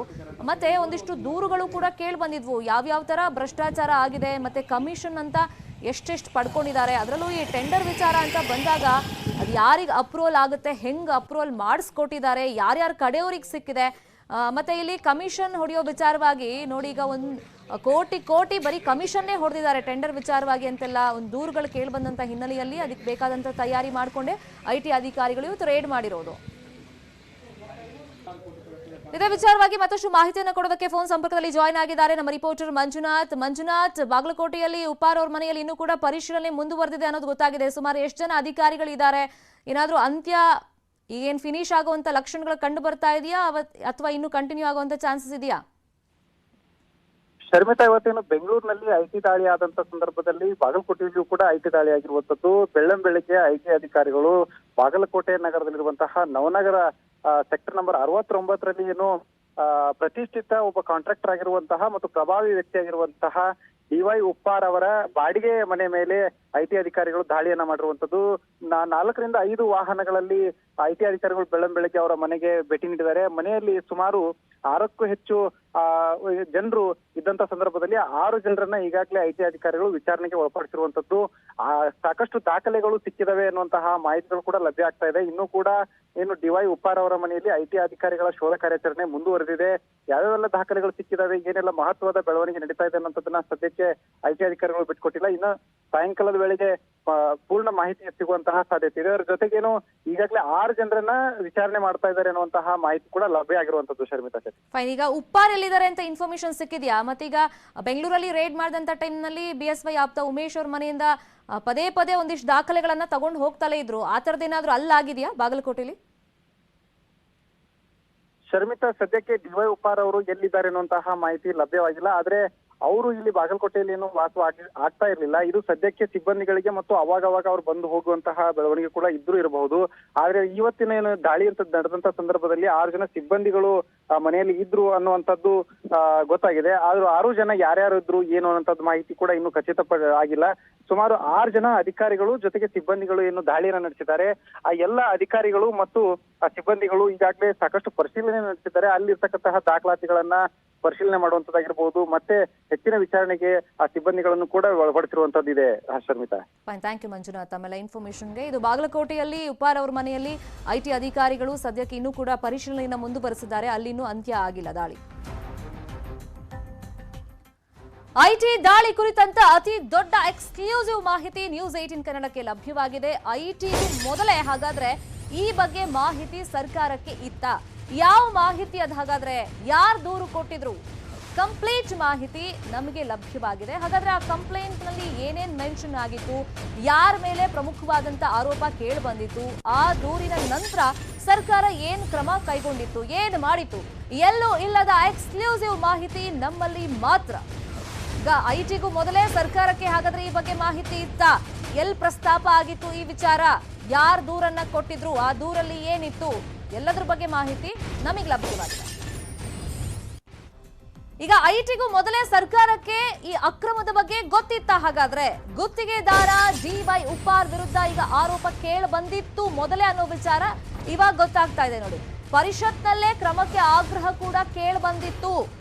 ಸೊ ಯಾವ ತರ ಯಾರ ವಿಚಾರ ಪ್ರಸ್ತಾಪ ಮಾಡಿದ್ರು, ಅದು ಹೆಂಗ್ ಕನೆಕ್ಷನ್, ಅದ್ರ ಬಗ್ಗೆ ಇನ್ ಡೀಟೇಲ್ ನಿಮ್ಗೆ ಮಾಹಿತಿಯನ್ನ ಕೊಡ್ತಾ ಹೋಗ್ತೀನಿ. ನೋಡಿ, ಅಲ್ಲಿಗೆ ಐಟಿಗೂ ಮೊದಲೇ ಸರ್ಕಾರಕ್ಕೆ ಈ ಅಕ್ರಮದ ಬಗ್ಗೆ ಗೊತ್ತಿತ್ತು. ಅಡು ಇನ್ಫ್ರಾ ಕಂಪನಿ ವಿರುದ್ಧ ಕ್ರಮಕ್ಕೆ ಆಗ್ರಹ ವ್ಯಕ್ತವಾಗಿತ್ತು. ಪರಿಷತ್ನಲ್ಲಿ ವಿಚಾರ ಪ್ರಸ್ತಾಪ ಆಗಿತ್ತು. ಪರಿಷತ್ನಲ್ಲಿ ಆಗ್ರಹವನ್ನ ಮಾಡಿದ್ರು ಸದಸ್ಯ ಬಸವರಾಜ ಪಾಟೀಲ್ ಇಟಗಿ ಅವರು. ಡಿವೈ ಉಪಾರ್ ಸಹಭಾಗಿತ್ವದ ಅಡು ಇನ್ಫ್ರಾ ಬಗ್ಗೆ ಪ್ರಸ್ತಾಪ ಮಾಡಿದ್ರು. ನಾರಾಯಣಪುರ ಬಲದಂಡೆ ಮುಖ್ಯ ಕಾಲುವೆ ಕಳಪೆ ಕಾಮಗಾರಿ ಆಗಿದೆ ಅನ್ನೋ ಬಗ್ಗೆ ಗಂಭೀರ ಆರೋಪವನ್ನ ಪರಿಷತ್ನಲ್ಲೇ ಅವರು ಪ್ರಸ್ತಾಪ ಮಾಡಿದ್ರು. ಅಂದಾಜು ವೆಚ್ಚ ಅನವಶ್ಯಕವಾಗಿ ಹೆಚ್ಚು ಮಾಡಿದ್ದಾರೆ ಅಂತಾನೆ ಅವರು ಆರೋಪ ಮಾಡಿದ್ರು. ಇಲ್ಲಿ ಗುತ್ತಿಗೆದಾರ ಉಪಾರ್ ಮತ್ತೆ ಅಧಿಕಾರಿಗಳ ವಿರುದ್ಧ ಕ್ರಮ ಕೂಡ ಆಗಬೇಕು ಅನ್ನೋ ಆಗ್ರಹವನ್ನ ಪರಿಷತ್ನಲ್ಲಿ ಮಾಡಿದ್ರು. ಪರಿಷತ್ನಲ್ಲಿ ವಿಚಾರವನ್ನ ಪ್ರಸ್ತಾಪ ಮಾಡಿ ಕ್ರಮಕ್ಕೆ ಆಗ್ರಹ ಮಾಡಿದ್ರು ಬಸವರಾಜ ಪಾಟೀಲ್ ಇಟಗಿ ಅವರು. ಕತ್ರಗುಪ್ಪೆಯ ಚಂದ್ರಶೇಖರ್ ಅನ್ನೋರಿಂದಲೂ ಕೂಡ ತನಿಖೆಗೆ ಮನವಿ ಆಗಿತ್ತು. ಅಡು ಇನ್ಫ್ರಾ ಮತ್ತೆ ಅಧಿಕಾರಿಗಳ ವಿರುದ್ಧ ಕ್ರಮಕ್ಕೆ ಪ್ರಸ್ತಾಪ ಆಗಿತ್ತು. ಇನ್ನು ಕತ್ರಗುಪ್ಪೆಯ ಚಂದ್ರಶೇಖರ್ ಅನ್ನೋರು ಕೂಡ ಈ ಬಗ್ಗೆ ದೂರನ್ನ ಕೊಟ್ಟಿದ್ರು. 2020 ಆಗಸ್ಟ್ 12ನೇ ತಾರೀಕು ಮುಖ್ಯ ಕಾರ್ಯದರ್ಶಿಗೆ ಒಂದು ಪತ್ರವನ್ನ ಬರೆದಿದ್ದು ಆ ಪತ್ರದಲ್ಲಿ ಈ ಬಗ್ಗೆ ಮೆನ್ಷನ್ ಮಾಡಿದ್ರು. ಮಾರ್ಚ್ 1, 2021 ಸತ್ಯಶೋಧನಾ ಸಮಿತಿ ವರದಿ ಸರ್ಕಾರಕ್ಕೆ ಸಲ್ಲಿಕೆ ಆಗಿತ್ತು. ಆ ವರದಿ ಬೆನ್ನಲ್ಲೇ ಗುತ್ತಿಗೆದಾರ ಉಪಾರ್ಗೆ ಐಟಿ ಶಾಕ್ ಇದೀಗ ಕೊಟ್ಟಿದೆ. ಇದೇನು ಏಕಾಏಕಿ ಆಗಿರುವಂತ ದಾಳಿ ಅಲ್ಲ. ಈ ಅಕ್ರಮದ ಬಗ್ಗೆ ಮತ್ತೆ ಟೆಂಡರ್ ಮಾಡಿದಾಗ ಒಂದು ಲೆಕ್ಕಾಚಾರ ಅಂತ ಇರುತ್ತೆ, ಇಂತಿಷ್ಟು ಕೋಟಿ ಅಂತ ಇರುತ್ತೆ. ಅದು ಮಾಡಿದ ಮೇಲೆ ಅದು ಕಳಪೆ ಮಾಡಿನೂ ಕೂಡ ಇವರು ಆ ಟೆಂಡರ್ನೆಲ್ಲ ಆ ಮೊತ್ತವನ್ನ ಹೆಚ್ಚು ಮಾಡಿಕೊಂಡಿದ್ದಾರೆ ಅನ್ನುವಂತ ಒಂದು ಗಂಭೀರ ಆರೋಪ ಪರಿಷತ್ನಲ್ಲೇ ಪ್ರಸ್ತಾಪ ಆಗಿತ್ತು. ಈ ಬಗ್ಗೆ ಮಾತಾಡೋದಕ್ಕೆ ಎಚ್ ವಿಶ್ವನಾಥ್ ಅವರು MLC ಅವರು ನಮ್ಮ ಜೊತೆ ಫೋನ್ ಸಂಪರ್ಕದಲ್ಲಿ ಜಾಯ್ನ್ ಆಗಿದ್ದಾರೆ. ಎಚ್ ವಿಶ್ವನಾಥ್ ಅವರು, ಈ ಹಿಂದೆನೂ ಕೂಡ ಒಂದು ಗಂಭೀರ ಆರೋಪ ನೀವು ಮಾಡಿದ್ರಿ, ನೀರಾವರಿ ವಿಚಾರದಲ್ಲಿ ದೊಡ್ಡ ಮಟ್ಟದಲ್ಲಿ ಒಂದು ಅಕ್ರಮ ನಡೀತಾ ಇದೆ ಅಂತ. ಸೊ ಇದನ್ನೆಲ್ಲ ನೋಡಿದಾಗ ಮೇಲ್ನೋಟಕ್ಕೆ ಹೌದು ಅನ್ನಿಸ್ತಿದೆ. ಈ IT ರೇಟ್ ಬಗ್ಗೆ ನಿಮ್ಮ ಒಪಿನಿಯನ್, ನಿಮ್ಮ ರಿಯಾಕ್ಷನ್? IT ರೈಡ್ ಬಗ್ಗೆ ಇವತ್ತು ಬೆಳಗ್ಗೆಯಿಂದನೂ ಕೂಡ IT ರೈಡ್ ಆಗ್ತಾ ಇದೆ ಬ್ಯಾಂಗ್ಳೂರ್ಲಿ. ಬಹಳ ಪ್ರುಡೆಂಟ್ ಆಗಿ ಸ್ಟ್ರಾಟಜಿಕ್ ಆಗಿ IT ರೈಡ್ನವರು ಮಾಡ್ತಾ ಇದ್ದಾರೆ. ನಿಜ, ನಾನು ಇದನ್ನ ಯಡಿಯೂರಪ್ಪನವರು ಪದಚ್ಯುತಿಯ ಹತ್ತಿರದಲ್ಲಿ ನಾನು ಹೇಳಿದ್ದೆ. ಈಗ ಏನಪ್ಪಾ ಅಂತಂದ್ರೆ ಬಹಳಷ್ಟು ರೀತಿಯಲ್ಲಿ, ಏಕೆಂತಂದ್ರೆ ಜಿಂದಾಲ್ಗೆ 3667 ಎಕರೆ ಭೂಮಿನ ಥ್ರೋವೇ ಪ್ರೈಸ್ ಮಾಡ್ತಾ ಇರೋದು ಮತ್ತು ಈ ಸುಮಾರು 20,000 ಕೋಟಿ ರೂಪಾಯಿನ ಇರಿಗೇಷನ್ ಟೆಂಡರ್ನ ಅದು ಇರಿಗೇಷನ್ ಬೋರ್ಡ್ ಅಲ್ಲೂ ಕೂಡ ಡಿಸ್ಕಷನ್ ಆಗದೆ, ಡಿಸಿಷನ್ ಆಗದೇನೆ, ಫೈನಾನ್ಸ್ ಡಿಪಾರ್ಟ್ಮೆಂಟ್ ಕ್ಲಿಯರೆನ್ಸು ಸಿಗದೇನೆ, ಕನೆಕ್ಟೆಡ್ ಡಿಪಾರ್ಟ್ಮೆಂಟ್ಗೂ ಯಾವುದೇ ಗಂಭೀರವಾದಂತ ಮೀಟಿಂಗ್ಗಳು ಕೂಡ ಇಲ್ಲದೇನೆ ಏಕಾಏಕಿ ಒಬ್ಬ ಚೀಫ್ ಇಂಜಿನಿಯರಿಂಗ್ ಚೀಫ್ ಅನ್ನ ಕೂರಿಸ್ಕೊಂಡು ಅದಕ್ಕೆ ಕ್ಲಿಯರೆನ್ಸ್ ಕೊಟ್ಕೊಂಡು 20,000 ಕೋಟಿ ರೂಪಾಯಿ ಭದ್ರಾ ಮೇಲ್ದಂಡೆ ಯೋಜನೆ ಮತ್ತಿತರ ನೀರಾವರಿ ಯೋಜನೆಗಳನ್ನ ಅವತ್ತು ಮಾಡಿಬಿಟ್ರು. ಆತರದಲ್ಲಿ ಸುಮಾರು 2,000 ಕೋಟಿ ರೂಪಾಯಿ ಮೇಲೆ ಕಿಕ್ ಬ್ಯಾಕ್ ತಗೊಂಡದ್ದು. ಇದನ್ನ ನಾನು ಬಹಿರಂಗವಾಗಿ ಹೇಳಿದ್ದೆ, ಮಾಧ್ಯಮದಲ್ಲೂ ಕೂಡ ಹೇಳಿದ್ದೆ. ಬಟ್ ಇವತ್ತು ಅದು ನಿಜ ಆಗ್ತಾ ಇದೆ. ಯಾಕೆಂತಂದ್ರೆ ಆ ದಿನ ನಾನು ಇವೆಲ್ಲಾನು ಕೂಡ ಇಲ್ಲಿ ಏನೇನ್ ಆಗ್ತಾ ಇದೆ ಅಂತಕ್ಕಂಥದನ್ನ ಅರುಣ್ ಸಿಂಗ್ ಅಂತ ಯಾರು ಉಸ್ತುವಾರಿ ಬಂದಿರಲ್ಲ ಅವ್ರಿಗೂ ತಿಳಿಸಿದ್ದೆ, ಡೆಲ್ಲಿ ಹೈಕಮಾಂಡ್ಗೂ ತಿಳಿಸಿದ್ದೆ. ಬಹುಶಃ ಇದೆಲ್ಲ ವರ್ಕೌಟ್ ಆಗಿ ಇವಾಗ ಅದು IT ಅವರು ಎಲ್ಲಾನು ಕೂಡ ಒಂದು ರೀತಿ ಸ್ಟ್ರಾಟಜಿಕ್ ಆಗಿ ಅವರು ಆ ಟೈಮ್ ನಲ್ಲಿ ಪ್ರೂಫ್ ಗಳನ್ನ ಕೊಟ್ಟಿದ್ರಾ ನೀವು? ಏನಾದ್ರು ಡಾಕ್ಯುಮೆಂಟ್ಸ್ ಎಲ್ಲ ಇಂತದ್ದಾಗಿದೆ ಅಕ್ರಮ ನೋಡಿ ಅಂತ? ಅಲ್ಲಲ್ಲ, ಇದು ಕೊಟ್ಟಿದ್ದೆ ನಾನು. ಟೆಂಡರ್ ಕರೆದಿದ್ದು, ಟೆಂಡರ್ ಅಪ್ರೂವಲ್ ಆಗಿದ್ದೆಲ್ಲ ಕಾಪೀಸ್ ಕೊಟ್ಟಿದ್ದು ಅವ್ರಿಗೆ. ಆತರದಲ್ಲಿ ಹೇಗಾಗಿದೆ ಇದು, ಒಂದೊಂದು ದಿವಸದಲ್ಲಿ ಎಲ್ಲ ಹೇಗೆ ಅಪ್ರೂವಲ್ ಆಯ್ತು, ಕೋಟ್ಯಾಂತರ ರೂಪಾಯಿ ಅಂತ ಕೊಟ್ಟಿದ್ದು. ನಾನು even I showed it in the media also. Correct, ನಮಗಿನ್ನು ನೆನಪಿದೆ ಅದೆಲ್ಲ. ಅದಕ್ಕೆ ಈಗ ನಿಮ್ ರಿಯಾಕ್ಷನ್ ತಗೊಳ್ಳೋಣ ಅಂತಾನೆ ಕರೆ ಮಾಡಿದ್ದು. ಮತ್ತೊಂದು ಗಂಭೀರವಾದಂತ ವಿಚಾರ ಅಂತಂದ್ರೆ ನೋಡಿ, ಇದು ಮೇಲ್ನೋಟಕ್ಕೆ ಒಂದಿಷ್ಟು ವಿಚಾರಗಳ ಬಗ್ಗೆ ನಾನು ಕೇಳ್ತೀನಿ. ಯಾಕಂದ್ರೆ ಅಧಿಕಾರಿಗಳು ಇನ್ವೆಸ್ಟಿಗೇಷನ್ ಮಾಡಿದ್ಮೇಲೆ ಅಫಿಷಿಯಲ್ ಆಗಿ ಇದ್ರ ಬಗ್ಗೆ ಎಲ್ಲ ಕನ್ಫರ್ಮೇಶನ್ ಬೇಕಾಗತ್ತೆ. ಬಟ್ ಸ್ಟಿಲ್, ಸೊ ಇವತ್ತಿನ ರೇಡ್ ನೋಡಿದಾಗ ಈ ಉಮೇಶ್ ಅಂತ ಏನ್ ಪರ್ಟಿಕ್ಯುಲರ್ ಆಗಿ ವ್ಯಕ್ತಿ ಇದ್ದಾರೆ, BSY ಆಪ್ತ, ಬೇರೆಯವರು ಬೇನಾಮಿ ಹೆಸರಲ್ಲಿ ಈತನ ಹತ್ರ ಕೋಟಿ ಇಟ್ಟಿದ್ರು ಅಂತ ಅನ್ಸುತ್ತಾ, ಅಥವಾ ಆತನೇ ಕಮಿಷನ್ ರೂಪದಲ್ಲಿ ಇಷ್ಟೆಲ್ಲ ಹಣ ಮಾಡಿದಾನೆ ಅಂತ ಅನ್ಸುತ್ತಾ? ಅಲ್ಲ, ಈಗ ರಮೇಶ್ ಜಾರಕಿಹೊಳಿ ಅವರು ನೀರಾವರಿ ಇಲಾಖೆ ಮಂತ್ರಿಯಾಗಿ ರಾಜೀನಾಮೆ ಕೊಟ್ಟ ಮೇಲೆ ಆ ಇಲಾಖೆ ನೋಡ್ಕೋತಿದ್ದವನೇ ಉಮೇಶ, ಅವನೇ ಮಂತ್ರಿ. ಓಕೆ, ಯಾಕೆಂತಂದ್ರೆ ಇವರೆಲ್ಲ ನಮ್ಮ ವಿಜೇಂದ್ರನ್ ಶಿಷ್ಯರು. ಇಂಥದೊಂದು ಟೀಮ್ ಇದೆ ಅವ್ರದ್ದು, ಇಂಥದೊಂದು ಟೀಮ್ ಇದೆ.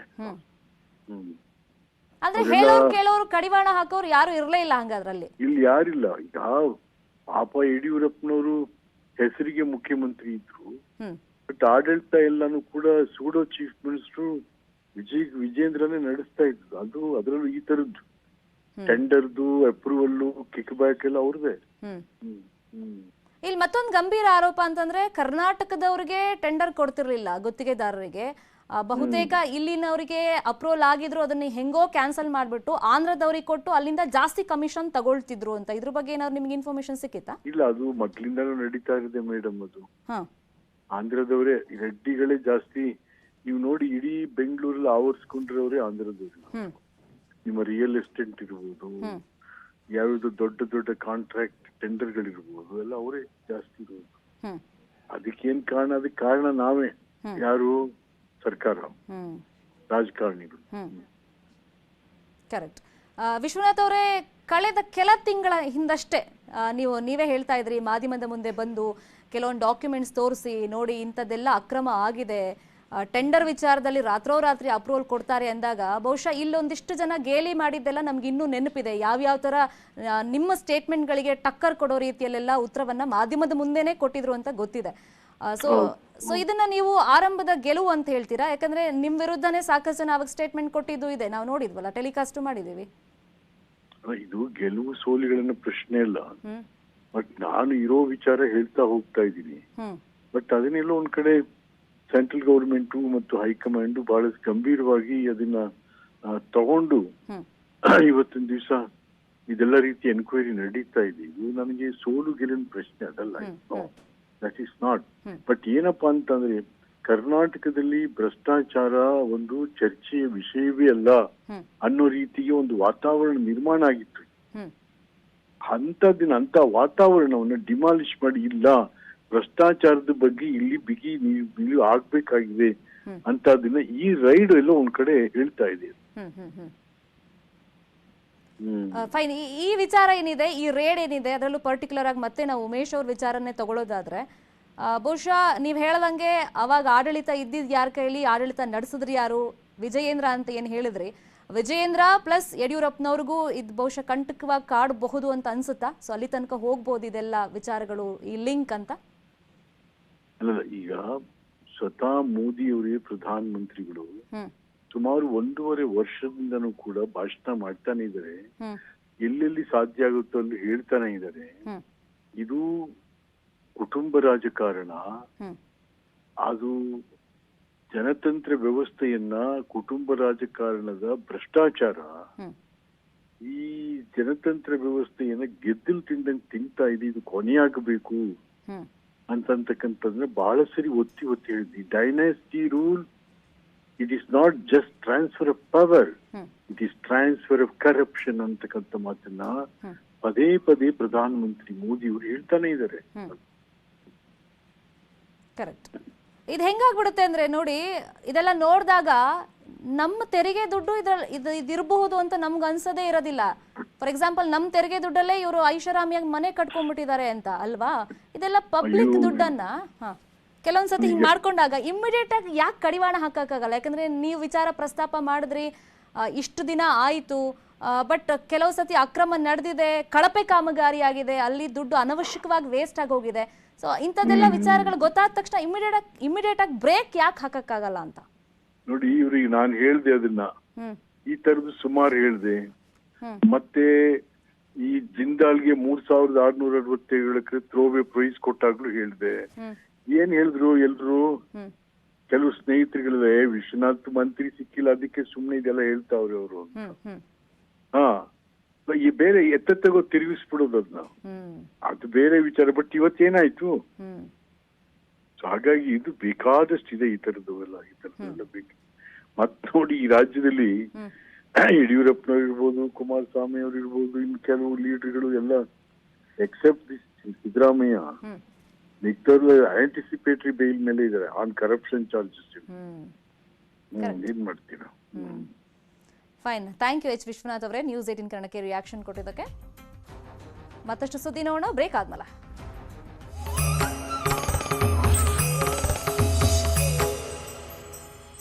ಬೆಂಗಳೂರಲ್ಲಿ ಹಸು ರಕ್ಷಣೆಯ ರೋಚಕ ಕಹಾನಿ ಇದು. ಕೊಚ್ಕೊಂಡು ಹೋಗ್ತಾ ಇದ್ದ ಹಸು ರಕ್ಷಿಸಿದ್ದೇ ಹರಸಾಹಸ. ಕರು ಹಿಂದೆ ಹೋದ ಹಸು ರಕ್ಷಣೆ ಆಗಿದ್ದು ಹೆಂಗೆ ಹಾಗಾದ್ರೆ? ಮಹಾಮಳೆಗೆ ಕೊಚ್ಕೊಂಡು ಹೋಗ್ತಾ ಇತ್ತು ಹಸು, ಕರು ಗುಂಡಿಗೆ ಬಿದ್ದಿತ್ತು, ರಾಜಕಾಲುವೆ ಸೇರಿಕೊಂಡಿತ್ತು ಹಸು. ಇದು ಮೊನ್ನೆ ಬೆಂಗಳೂರಲ್ಲಿ ಮಳೆ ಬಂತಲ್ಲ, ಆ ಟೈಮ್ನಲ್ಲಿ ಆಗಿದ್ದಂಥ ಘಟನೆ. ಜ್ಞಾನಭಾರತಿ ಬಳಿಯ ರಾಜಕಾಲುವೆಯಲ್ಲಿ ಈ ಹಸು ಇತ್ತು. ಈ ಹಸುವನ್ನ ರಕ್ಷಣೆ ಮಾಡಿದ್ದು ಹರಸಾಹಸ ಪಟ್ಟು ಮಹಾಮಳೆಗೆ ಕೊಚ್ಕೊಂಡು ಹೋಗ್ತಾ ಇತ್ತು ಹಸು ಮತ್ತೆ ಕರು. ಆ ಟೈಮ್ನಲ್ಲಿ ಗುಂಡಿಗೆ ಬಿದ್ದ್ಬಿಟ್ಟಿತ್ತು ಹಸು, ಮೇಲಕ್ಕೆ ಬರಕ್ ಆಗ್ತಾ ಇರಲಿಲ್ಲ.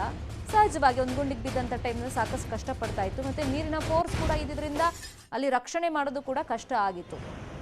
ಜ್ಞಾನಭಾರತಿ ಮೆಟ್ರೋ ನಿಲ್ದಾಣದ ಬಳಿ ರಕ್ಷಣೆ ಮಾಡಿದ್ದಾರೆ. ತೆರೆದಿದ್ದಂಥ ರಾಜಕಾಲುವೆ ಗುಂಡಿ ಮಳೆ ನೀರಿನ ರಭಸಕ್ಕೆ ಅಲ್ಲಿ ಬಿದ್ದುಬಿಟ್ಟಿತ್ತು. ಬೆಳಗ್ಗೆ 8:30 ಹೊತ್ತಿಗೆ ಕರು ಬಿದ್ದಿದೆ. ಕರು ಬಿದ್ದಂಥ ಹಿನ್ನೆಲೆಯಲ್ಲಿ ಗುಂಡಿಗೆ ಜಾರಿದೆ ಹಸು ಕೂಡ. ಗುಂಡಿ ಮೂಲಕ ರಾಜಕಾಲುವೆ ಸೇರ್ಕೊಂತು ಹಸು ಮತ್ತೆ ಕರು.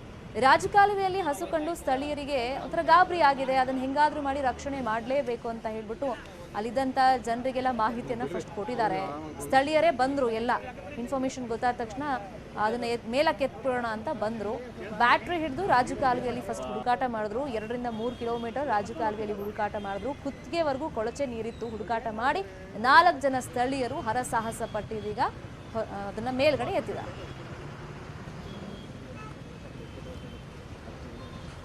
ಅದು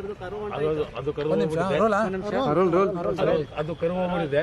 ಅದು BBMP ಮೊದಲನೇ ತಪ್ಪು, BBMP ಹೊಡೆದು ಇಲ್ಲಿ ಹಳ್ಳ ತಂದಿದ್ದಾರೆ. ಅದು ಚಪ್ಪಡಿನ ಹಾಕಿಲ್ಲ. ಅದು ಬಿದ್ದಿದ್ದ ಹಸುನ 3 ಕಿಲೋಮೀಟರ್ ಹೊರಗಡೆ ಹೋಗಿದ್ದೆ. ಅಲ್ಲಿಂದ ನಾವು ಎತ್ಕೊಂಡ್ಬಂದು ನಾವು 3 ಕಿಲೋಮೀಟರ್ ಎತ್ಕೊಂಡ್ಬಂದು. ನೀವೇ ನೋಡೋದ್ರಲ್ಲ, ನೀವೇ ಸಾಕ್ಷಿದ್ದೀರಲ್ಲ ಎಷ್ಟು ಕಷ್ಟಪಟ್ಟಿದ್ದೀನಿ ನೋಡಿ. ಹಸುವಿಗೆ ಏಟಾಗಿದೆ, ಅದಕ್ಕೆ ಪರಿಹಾರ ಕೊಡಲೇಬೇಕು ಅಂತ ಹೇಳಿ ಗೌರ್ಮೆಂಟ್ ಅವ್ರಿಗೆ. ಕರು ಏನಾಯ್ತು ಸರ್? ಕರು ಹೊಂಟಾಗಿದೆ ಸರ್. ಕರು ನಾನು ಚೀಲ ಇಟ್ಕೊಂಡು ಬರುವಾಗ ಬಾಟ್ಲುಗಳು ಹಾಕೊಂಡು ಬರ್ತಾ ಇದೆ. ಅವಾಗ ಹಸುದು ಮಕ ಕಾಣಿಸ್ತು ನನಗೆ. ಹಸುದು ಮಕ ಕಾಣಿಸ್ತು. ಓ ಇದು ಬಿದ್ದೋಗ್ ಬಿಟ್ಟಿದೆ ಅಂತ ನನ್ಗೆ ಇದು ಬಂತು. ಆಮೇಲೆ ನಾನು ಹೋಗಿ ಬೇಕರಿಗಳ ಹತ್ರ ಜನಗಳ ಹತ್ರ ಎಲ್ಲ ಹೇಳ್ಬಿಟ್ಟು ಈ ತರ ಬಿದ್ದೋಗಿದೆ ಪಾಪ, ನೋಡಕ್ ಆಗ್ತಾ ಇಲ್ಲ, ಏನೊಂದ್ ಸ್ವಲ್ಪ ಸಹಾಯ ಮಾಡಿ ಪಾಪ ಇದು ಮಾಡ್ತೀನಿ ಅಂತ ಜನಗಳಿಗೆ ಎಲ್ಲರಿಗೂ ಮಾತಾಡ್ದೆ. ಆಮೇಲೆ ಜನ ಎಲ್ಲ ಬಂದು ನೋಡಿರು. ಆಮೇಲೆ ಇವ್ರಿಗೆಲ್ಲರಿಗೂ ಇದ್ ಮಾಡಿ ಇದ್ ಯಾರ್ದು ಅಂತ ಹೇಳಿ ಅವ್ರಿಗೆ ಕರ್ಸಿ ಆಮೇಲೆ ಗೊತ್ತಾಯ್ತು ಇವ್ರದೇ ಅಂತ. ಆಮೇಲೆ ನಾವು ಇವ್ರಿಬ್ರು ನಾವು ಮೋರಿಯಲ್ಲಿ ಇಳ್ಬಿಟ್ಟು 3 ಕಿಲೋಮೀಟರ್ ಮೋರಿ ಒಳಗಡೆಯಿಂದ ಕತ್ಲಲ್ಲಿ ನಡ್ಕೊಂಡು ಹೋಗಿ ಅಲ್ಲಿಂದ ಹಸಾಗೆ ಕಾಪಾಡಿದ್ರು. ಇದು ಹಸಾವ್ ತರ ಬರ್ತಾ ಇತ್ತು. ಅಲ್ಲಿ ಮುಂದ್ಗಡೆ ಗುಂಡಿ ಓಪನ್ ಮಾಡಿದ್ದಾರೆ. ಚೇಂಬರ್ ಮೋರಿ ಕಲೆಕ್ಷನ್ಗೆ ಮೇಲೆ ಚಪ್ಪಡಿ ಮಾಡ್ತಾರಲ್ಲ, ಅದು ಮೊನ್ನೆ ದಿವಸ ಮಾಡಿದ್ದು ನೀರು ತುಂಬಿದೆ ಅಂತ. ಅದು ಚಪ್ಪಡಿ ಹಾಕಿಲ್ಲ, ಕಲ್ಲು ಹಾಕಿಲ್ಲ ಮೇಲ್ಗಡೆ. ಅದು ಒಳಗಡೆ ಕರ ಬಿದ್ದ್ಬಿಡ್ತಂತ ಇದು ಹೊಂಟೋಗ್ಬಿಟ್ಟಿದೆ. ಕರ ಜೊತೆ ಇದು ಇಲ್ಲಿಂದ ಹೆಚ್ಚು ಕಮ್ಮಿ ಒಂದು ನಾಯಿನಲ್ಲಿ. ಮತ್ತಷ್ಟು ಸುದ್ದಿ ನೋಡೋಣ ಬ್ರೇಕ್ ಆದ್ಮೇಲೆ. ರಿಲ್ಯಾಕ್ಸ್ ಮಾಡೋದಕ್ಕೆ ಐತಿಹಾಸಿಕ ಪ್ರಭಾದ, ಶಾಸಕರ ಮನರಂಜನೆಗಾಗಿ ಇತಿಹಾಸಕ್ಕೆ ಕೊಳ್ಳಿ. ಬಾಲಬ್ರೂಯಿ ಕಟ್ಟಡದಲ್ಲಿ ಶಾಸಕರ ಕ್ಲಬ್ ಬೇಕಾ? ಇದು ಬಾಲಬ್ರೂಯಿ ಉಳಿಸಿ #ಸೇವ್ ಬಾಲಬ್ರೂಯಿ ಮೆಗಾ ಕ್ಯಾಂಪೇನ್.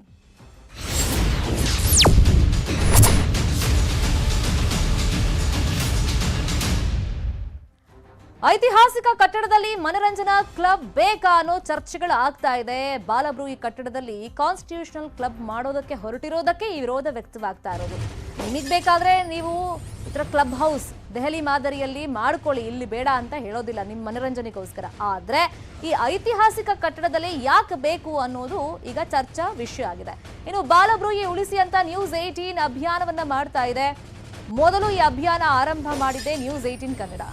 ಶಾಸಕರು ಹಾಗೇನೆ ಮಾಜಿ ಶಾಸಕರ ಮನರಂಜನೆಗೆ ಕ್ಲಬ್ ಮಾಡೋದಕ್ಕೆ ಹೊರಟಿದ್ದಾರೆ. ಬಟ್ ಈ ಪಾರಂಪರಿಕ ಕಟ್ಟಡದಲ್ಲಿ ಬೇಡ ಅನ್ನೋ ಒಂದು ಆಗ್ರಹ ಸಾಕಷ್ಟು ಜನರಿಂದ ವ್ಯಕ್ತವಾಗ್ತಾ ಇದೆ. 181 ವರ್ಷಗಳಷ್ಟು ಹಳೆಯ ಕಟ್ಟಡದ ರೂಪ ಇದರಿಂದ ಬದಲಾಗುತ್ತೆ. ಹಾಗಾಗಿ ಈ ಪಾರಂಪರಿಕ ಕಟ್ಟಡಕ್ಕೆ ನೀವು ಕೈ ಹಾಕಬೇಡಿ, ಅದರ ಸ್ವರೂಪವನ್ನ ಚೇಂಜ್ ಮಾಡಬೇಡಿ ಅನ್ನೋದು ಸಾಕಷ್ಟು ಜನರ ಆಗ್ರಹ ಕೂಡ ಆಗಿದೆ. ನಮ್ಮ ಅಭಿಯಾನ ಕೂಡ ನಿರಂತರವಾಗಿರುತ್ತೆ ಈ ಬಗ್ಗೆ. ಇನ್ನು ಕಟ್ಟಡದ ಅಕ್ಕಪಕ್ಕದ ಬೃಹತ್ ಮರಗಳಿಗೆ ಕೊಡ್ಲಿ ಏಟಂತೂ ಬಿದ್ದೇ ಬೀಳುತ್ತೆ. ಇನ್ನು ಕ್ಲಬ್ ಹೌಸ್ ನಿರ್ಮಾಣಕ್ಕೆ ಸಾರ್ವಜನಿಕರಿಂದ ಕೂಡ ಸಾಕಷ್ಟು ವಿರೋಧ ವ್ಯಕ್ತವಾಗ್ತಾ ಇದೆ.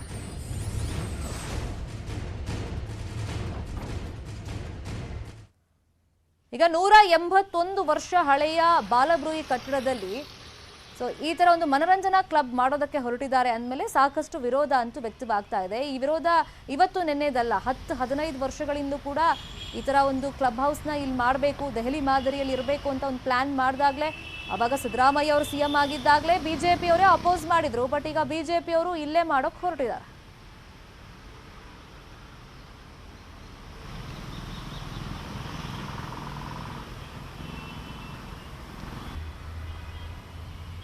ಶಾಸಕರ ಕ್ಲಬ್ಗೆ ಸಂವಿಧಾನಾತ್ಮಕ ಹೆಸರಿಡ್ಲಿಕ್ಕೆ ಹೊರಟಿರ್ತಕ್ಕಂಥದ್ದು. ಆಮೇಲೆ ಶಾಸಕರಿಗೆ ಈಗಾಗಲೇ ಶಾಸಕರ ಭವನ ಕೂಡ ಇರತಕ್ಕಂಥದ್ದು. ಇವೆಲ್ಲ ಇದ್ದಾಗಲೂ ಕೂಡ ಹೊಸದಾಗಿ ಸರ್ಕಾರಿ ಜಾಗದಲ್ಲಿ ಕ್ಲಬ್ಗಳನ್ನು ಮಾಡಿರ್ತಕ್ಕಂಥದ್ದು ನಿಜವಾಗಿ ಕೂಡ ದುರಾದೃಷ್ಟಕರ. ಎಲ್ಲ ಒಂದು ರೀತಿಯಲ್ಲಿ ಸಂಸ್ಕೃತಿ ಎಲ್ಲ ನೆಲೆಯಲ್ಲಿ ಕೂಡ ಅಧಿಕಾರಕ್ಕೆ ಬಂದಂತಹ ಸರ್ಕಾರ ನಗರದ ಹೃದಯ ಭಾಗದಲ್ಲೇ ಕ್ಲಬ್ ಅನ್ನ ಮಾಡಲಿಕ್ಕೆ ಹೊರಟಿರ್ತಕ್ಕಂಥದ್ದು ನಿಜಕ್ಕೂ ಕೂಡ ದುರದೃಷ್ಟಕರ. ಮನೋರಂಜನೆ ಅಗತ್ಯ ಇದ್ದಲ್ಲಿ ಬೇರೆ ಹಾದಿಯನ್ನು ಹಿಡಬೇಕು. ಈ ಪುರಾತತ್ವ ಕಟ್ಟಡದಲ್ಲಿ ಖಂಡಿತವಾಗಿಯೂ ಇದರ ನಿರ್ಮಾಣ ಮಾಡಬಾರದು ಅಂತ ನನ್ನ ಅಭಿಪ್ರಾಯ ಇದೆ. ಕಾನ್ಸ್ಟಿಟ್ಯೂಷನಲ್ ಕ್ಲಬ್ ಅಂತಕ್ಕಂಥ ಹೆಸರಿನಲ್ಲಿ ಮೋಜಿಗೆ ಇದನ್ನು ಮಾಡ್ತಾ ಇರತಕ್ಕಂಥದ್ದು. ಕೊರೋನಾ ಲಸಿಕೆ ಬಗ್ಗೆ ಜನರಲ್ಲಿ ಜಾಗೃತಿ ಮೂಡಿಸ್ತಾ ಇದೆ ನಮ್ಮ ಸಂಜೀವಿನಿ ತಂಡ. ಇದಕ್ಕೆ ಉದಾಹರಣೆ ದೌಲತಾಬಾದ್ನ ಈ ಕುಟುಂಬದ ಯಜಮಾನನಿಗೆ ಕೊರೋನಾ ಬಂದಿತ್ತು. ಲಸಿಕೆ ಬಗ್ಗೆ ಇದ್ದ ತಪ್ಪು ಕಲ್ಪನೆಯಿಂದ ಕುಟುಂಬ ಸದಸ್ಯರು ಲಸಿಕೆಯನ್ನ ಹಾಕಿಸಿರಲಿಲ್ಲ. ಇವರನ್ನ ಸಂಪರ್ಕ ಮಾಡಿದ ಸಂಜೀವಿನಿ ತಂಡ ಇವರಲ್ಲಿ ಜಾಗೃತಿ ಮೂಡಿಸಿತು, ಲಸಿಕೆಯ ಮಹತ್ವವನ್ನ ತಿಳಿಸಿತು. ಈ ಕುಟುಂಬ 6 ಮಂದಿಯೂ ಈಗ ಲಸಿಕೆಯನ್ನ ಪಡ್ಕೊಂಡಿದ್ದಾರೆ. ಸಂಜೀವಿನಿ ತಂಡಕ್ಕೆ ಈ ಕುಟುಂಬ ಧನ್ಯವಾದ ತಿಳಿಸಿದೆ.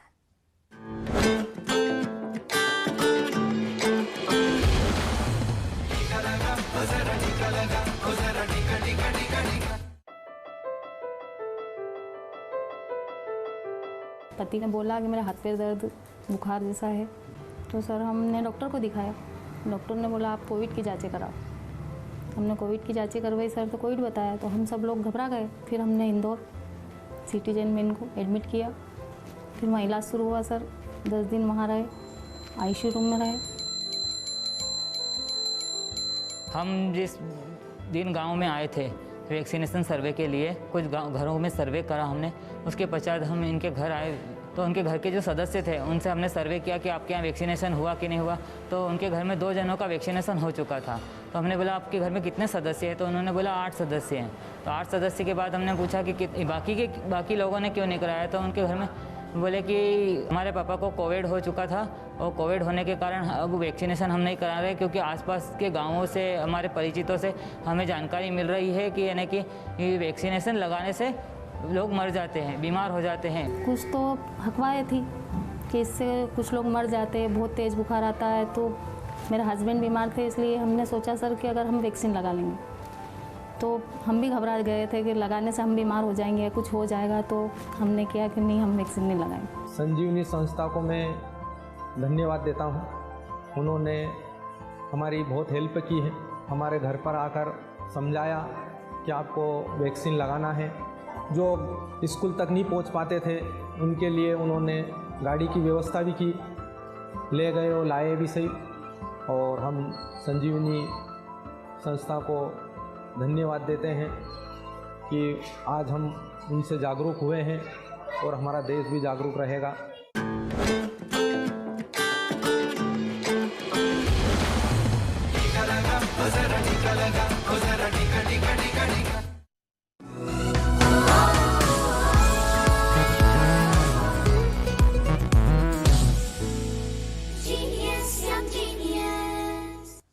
ಕಳೆದ ವರ್ಷ ನ್ಯೂಸ್ 18 ಹಾಗೂ ಬೈಜೂಸ್ ಸೇರಿ ಯಂಗ್ ಜೀನಿಯಸ್ ಎಂಬ ವಿಶೇಷ ಅಭಿಯಾನ ಮಾಡಿತು. ದೇಶದಾದ್ಯಂತ ಮಕ್ಕಳ ಪ್ರತಿಭೆ ಅನಾವರಣ ಮಾಡುವುದಕ್ಕೆ ವೇದಿಕೆಯನ್ನು ಕಲ್ಪಿಸಿಕೊಟ್ಟಿತು.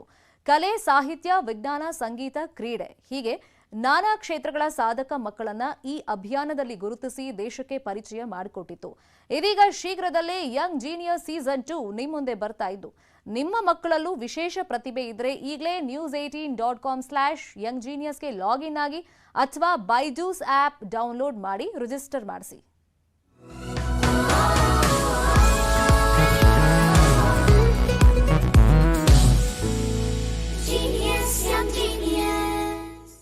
ಮತ್ತಷ್ಟು ಸುದ್ದಿ ನೋಡೋಣ. Welcome back. ಮುಂಬೈ ಡ್ರಗ್ಸ್ ಕೇಸಲ್ಲಿ ಖಾನ್ಗೆ ಜೈಲ ಬೇಲ. ಇಂಡಿಯನ್ ಕೆಲವೇ ನಿಮಿಷದಲ್ಲಿ ಗೊತ್ತಾಗ್ಬಿಡುತ್ತೆ ನಟ ಶಾರುಖ್ ಖಾನ್ ಪುತ್ರ ಆರ್ಯನ್ ಖಾನ್ ಭವಿಷ್ಯ ಏನು ಅನ್ನೋದು ಗೊತ್ತಾಗುತ್ತೆ. ಯಾಕಂದ್ರೆ ಕೋರ್ಟ್ ಕಟಕಟೆಯಲ್ಲಿ ಜಾಮೀನು ಅರ್ಜಿ ವಿಚಾರಣೆ ನಡೀತಾ ಇದೆ. ಯಾಕಂದ್ರೆ ಆರ್ಯನ್ ಸೇರಿದಂತೆ 3ರನ್ನ ಆಲ್ರೆಡಿ ಇದೀಗ ಕೋರ್ಟಿಗೆ ಹಾಜರುಪಡಿಸಿದ್ದಾಗಿದೆ ಎನ್ಸಿಬಿ ಅಧಿಕಾರಿಗಳು. ವಿಚಾರಣೆಗೆ ನಮ್ಮ ಕಸ್ಟಡಿ ಕೊಡಿ ಅಂತ ಇವತ್ತಿನ ತನಕ ಕೇಳಿದ್ರು. ಈಗ ಇವತ್ತು ಕಸ್ಟಡಿ ಅಂತ್ಯವಾಗ್ತಾ ಇರೋ ಹಿನ್ನೆಲೆಯಲ್ಲಿ ಮತ್ತೆ ಕೋರ್ಟಿಗೆ ಪ್ರೊಡ್ಯೂಸ್ ಮಾಡಿದ್ದಾರೆ. ಇನ್ನೇನು ಕೆಲವೇ ನಿಮಿಷಗಳಲ್ಲಿ ಗೊತ್ತಾಗ್ಬಿಡುತ್ತೆ ಭವಿಷ್ಯ ಏನಾಗುತ್ತೆ ಅಂತ ಹೇಳಿ. ಯಾಕಂದ್ರೆ ಇಷ್ಟು ದಿನ ವಿಚಾರಣೆ ಮಾಡಿದಂಥ ಟೈಮ್ನಲ್ಲಿ ಕೆಲವೊಂದು ಎವಿಡೆನ್ಸ್ಗಳನ್ನ ಈಗ ಎನ್ಸಿಬಿ ಅಧಿಕಾರಿಗಳು ಕಲೆ ಹಾಕಿದ್ದಾರೆ. ಅದರಲ್ಲಿ ಈ ಮನಿ ಟ್ರಾನ್ಸಾಕ್ಷನ್ ಇರ್ಬೋದು, ಯಾರಿಂದ ಯಾರಿಗೆ ಟ್ರಾನ್ಸ್ಫರ್ ಆಗಿದೆ, ಅದರಲ್ಲಿ ಪೆಡ್ಲರ್ಗಳಿಗೂ ಇವ್ರಿಗೂ ಏನಾದರೂ ಲಿಂಕ್ ಇದೆಯಾ, ಮತ್ತೆ ಅಂತಾರಾಷ್ಟ್ರೀಯ ಮಟ್ಟದಲ್ಲೂ ಕೂಡ ಈ ಜಾಲದಲ್ಲಿ ಒಂದು ಲಿಂಕ್ ಇದೆ ಇಲ್ಲಿಂದ. ಸೊ ಹಾಗಾಗಿ ಇವ್ರಿಗೂ ಅವ್ರಿಗೂ ಏನಾದರೂ ಲಿಂಕ್ ಇದೆಯಾ, ಸೊ ಈ ಥರದ್ದೆಲ್ಲ ಆ್ಯಂಗಲ್ಗಳಲ್ಲಿ ವಿಚಾರಣೆ ಮಾಡ್ತಾ ಇದ್ರು. ಮತ್ತೆ ದೊಡ್ಡವರ ಪಾತ್ರ ಕೂಡ ಇದರಲ್ಲಿದೆ, ಅವರ ಹೆಸರುಗಳು ಕೂಡ ತಳಕು ಹಾಕೊಳ್ಳೋ ಚಾನ್ಸಸ್ ಇದೆ ಅಂತ ಕೇಳಿ ಬರ್ತಾ ಇತ್ತು. ಹಾಗಾಗಿ ಸತತವಾಗಿ ವಿಚಾರಣೆಯನ್ನ ನಡೆಸಿದ ಮೇಲೆ ಒಂದಿಷ್ಟು ಮಾಹಿತಿಯನ್ನ ಈಗ ಕಲೆಕ್ಟ್ ಮಾಡ್ಕೊಂಡು ಇರ್ತಾರೆ. ಸೊ ಹಾಗಾಗಿ ಅದನ್ನ ಇವತ್ತು ಜಡ್ಜ್ ಮುಂದೆ ಅದನ್ನ ಹೇಳ್ತಾರೆ, ಕಸ್ಟಡಿಗೆ ತಗೊಂಡಿದ್ವಲ್ಲ, ಸೊ ಹೀಗೆಲ್ಲ ನಾವು ಕ್ವೆಶ್ಚನ್ಗಳನ್ನ ಕೇಳಿದ್ದೀವಿ, ಮತ್ತೆ ಈ ಥರ ಅವ್ರು ಆನ್ಸರ್ ಮಾಡಿದ್ದಾರೆ, ಅದಕ್ಕೆ ಇಂತಿಂಥ ಎವಿಡೆನ್ಸ್ಗಳನ್ನು ನಾವು ಕಲೆಕ್ಟ್ ಮಾಡಿದ್ದೀವಿ ಅಂತ ಕೋರ್ಟಿಗೆ ಅದನ್ನೆಲ್ಲ ಪ್ರೊಡ್ಯೂಸ್ ಮಾಡಬೇಕಾಗುತ್ತೆ. ಈಗ ನ್ಯಾಯಾಧೀಶರು ಯಾವ ಥರ ಡಿಸಿಷನ್ ತಗೊಳ್ತಾರೆ ಅನ್ನೋದನ್ನ ನೋಡಬೇಕಾಗುತ್ತೆ. ಈಗ ಡ್ರಗ್ಸ್ ಕೇಸ್ ಅನ್ನೋದು ವೆರಿ ಸ್ಟ್ರಾಂಗ್ ಕೇಸ್ ಆಗುತ್ತೆ. ಮತ್ತೆ ಈಗ ಎವಿಡೆನ್ಸ್ ಒಂದು ವೇಳೆ ಇವ್ರ ವಿರುದ್ಧವಾಗಿ ಇದ್ದರೆ, ಈಗ NCB ಅಧಿಕಾರಿಗಳು ಏನೇನು ಹೇಳ್ತಾ ಇದ್ದಾರೆ ಅದಕ್ಕೆ ಪೂರಕವಾಗಿ ಇದ್ದರೆ, ಸೊ ಮತ್ತಷ್ಟು ದಿನಗಳ ಕಾಲ ಇನ್ ಕಸ್ಟಡಿ ಕೊಡ್ತಾರಾ ಅಥವಾ ಜೈಲಿಗೆ ಕಳಿಸೋ ಚಾನ್ಸಸ್ ಇರುತ್ತೆ ಇಂಥ ಕೇಸಲ್ಲಿ. ಹಾಗಾಗಿ ಈಗ ನೋಡಬೇಕಾಗತ್ತೆ. ಈಗ ನೋಡಿ, ಮತ್ತೆ ಕಸ್ಟಡಿಗೆ ಪಡ್ಕೊಳ್ಬೇಕು ಅಂತ ಒಂದಿಷ್ಟು ಸಾಕ್ಷಿಗಳನ್ನು ಆಲ್ರೆಡಿ ಕಲೆಕ್ಟ್ ಮಾಡಿ ಇಟ್ಕೊಂಡಿದ್ದಾರಂತೆ NCB ಅಧಿಕಾರಿಗಳು. ಇನ್ನೊಂದು ಕಡೆ ಕಿಂಗ್ ಖಾನ್ ಇವಾಗ ಹೆಂಗಾದ್ರೂ ಮಾಡಿ ತನ್ನ ಪುತ್ರನಿಗೆ ಜಾಮೀನು ಕೊಡಿಸ್ಬೇಕು, ಹೊರಗಡೆ ಕರ್ಕೊಂಡು ಬರಬೇಕು ಅಂತೆಲ್ಲ ಹೇಳಿ ಈಗ ಅವ್ರದೇ ರೀತಿಯಲ್ಲಿ ಹರಸಾಹಸ ಪಡ್ತಾ ಇದ್ದಾರೆ ಅನ್ನೋದು ಗೊತ್ತಾಗಿದೆ. ಈಗ ಮತ್ತೆ ಕಸ್ಟಡಿಗೆ ಪಡೆಯೋದಕ್ಕೆ NCB ಅಧಿಕಾರಿಗಳು ಯಾವ ಥರ ಸಾಕ್ಷಿಗಳನ್ನು ರೆಡಿ ಮಾಡ್ಕೊಂಡಿದ್ದಾರೆ ಅಂದರೆ, ಬಾಲಿವುಡ್ನಲ್ಲಿರುವಂಥ ಇನ್ನೊಂದಿಷ್ಟು ಸೆಲೆಬ್ರಿಟಿಗಳ ಹೆಸರು ಕೂಡ ಇದರಲ್ಲಿ ತಳುಕು ಹಾಕ್ಕೊಳ್ಳುವಂಥ ಚಾನ್ಸಸ್ ಇದೆ ಅನ್ನೋ ವಿಚಾರ ಗೊತ್ತಾಗ್ತಾ ಇದೆ. ಹಾಗಾಗಿ ಈ ಸಾಕ್ಷಿಗಳನ್ನು ತೋರಿಸಿ ನೋಡಿ, ಇದರಲ್ಲಿ ಒಂದು ದೊಡ್ಡ ಲಿಂಕ್ ಇದೆ, ಜಾಲ ಇದೆ, ಸೊ ನಮ್ಮ ಕಸ್ಟಡಿ ಕೊಟ್ಟರೆ ಮತ್ತಷ್ಟು ನಾವು ವಿಚಾರಣೆಯನ್ನು ಮಾಡ್ತೀವಿ ಅಂತ ಕೇಳುವಂಥ ಚಾನ್ಸಸ್ ಇದೆ. ಯಾಕಂದರೆ ಮೊನ್ನೆ ಕಸ್ಟಡಿ ಕೇಳುವಂಥ ಟೈಮ್ನಲ್ಲಿ ನಮಗೆ ಈ ಆರೋಪಿಗಳನ್ನು 11ನೇ ತಾರೀಕು ತನಕನೂ ಕಸ್ಟಡಿ ಕೊಡಿ ಅಂತ ಕೇಳಿದರು. ಬಟ್ ಕೋರ್ಟ್ 7ನೇ ತಾರೀಕಿನ ತನಕ, ಅಂದರೆ ಇವತ್ತಿನ ತನಕ ಮಾತ್ರ ಕಸ್ಟಡಿಗೆ ಪಡ್ಕೊಳ್ಳಿ, ವಿಚಾರಣೆ ಮಾಡಿ, ಮತ್ತು ವಿಚಾರಣೆಗೆ ಈ ತನಿಖೆಗೆ ಸಹಕರಿಸಬೇಕು ಅಂತ ಆರೋಪಿಗಳಿಗೂ ಕೂಡ ನ್ಯಾಯಾಧೀಶರು ಹೇಳಿದರು. ಇವತ್ತು ಕಸ್ಟಡಿ ಅಂತ್ಯ ಆಗಿದೆ, ಹಾಗಾಗಿ ಮತ್ತೆ ಕೋರ್ಟಿಗೆ ಪ್ರೊಡ್ಯೂಸ್ ಮಾಡಿದ್ದಾರೆ. ಇನ್ನೇನು ಕೆಲವೇ ನಿಮಿಷಗಳಲ್ಲಿ ಗೊತ್ತಾಗುತ್ತೆ. ಬಟ್ ಮತ್ತೆ ನಮ್ಮ ಕಸ್ಟಡಿ ಕೊಡಿ, ನಾವು ಇಷ್ಟೆಲ್ಲ ವಿಚಾರಣೆ ಮಾಡಿ ಸಾಕ್ಷಿ ಕಲೆಕ್ಟ್ ಮಾಡಿದ್ದೀವಿ, ಮತ್ತಷ್ಟು ವಿಚಾರಣೆ ಅಗತ್ಯತೆ ಇದೆ ಅಂತ ಹೇಳೋದಕ್ಕೆ ಈಗ NCB ಪರ ವಕೀಲರು ಅದಕ್ಕೆ ಬೇಕಾದಂಥ ತಯಾರಿಗಳನ್ನು ಮಾಡ್ಕೊಂಡಿದ್ದಾರೆ. ಇನ್ನೊಂದು ಕಡೆ ಆರೋಪಿಗಳ ಪರ ವಕೀಲರು ಅವ್ರದೇ ರೀತಿಯಲ್ಲಿ ವಾದವನ್ನು ಮಾಡೋದಕ್ಕೆ, ಯಾಕಂದರೆ ಅವರು ಫ್ರಮ್ ದ ಡೇ ಒನ್ ಹೇಳ್ತಿರೋದು, ಈಗ ಆರೋಪಿಗಳು ಏನು ರೇಡ್ ಮಾಡಿದಂಥ ಟೈಮ್ನಲ್ಲಿ ಅವ್ರ ಹತ್ರ ಏನು ಅಥವಾ ಅವ್ರ ಪಾಕೆಟಲ್ಲೇನು ಡ್ರಗ್ಸ್ ಸಿಕ್ಕಿರಲಿಲ್ಲ, ಅತಿಥಿಯಾಗಿ ಹೋಗಿದ್ರು ಅಷ್ಟೇ. ಅದರಲ್ಲೂ ಆರ್ಯನ್ ಖಾನ್ ಅತಿಥಿಯಾಗಿ ಹೋಗಿದ್ದಷ್ಟೇ. ಸೊ ಇದಕ್ಕೂ ಪ್ರಕರಣಕ್ಕೂ ಕಕ್ಷಿದಾರರಿಗೂ ಯಾವುದೇ ರೀತಿ ಲಿಂಕ್ ಇಲ್ಲದೆ ಇರೋದ್ರಿಂದ ಜಾಮೀನು ಕೊಡಬೇಕು ಅಂತ ಲಾಸ್ಟ್ ಟೈಮ್ ಕೂಡ ಪ್ರತಿವಾದವನ್ನು ಮಂಡನೆ ಮಾಡಿದರು.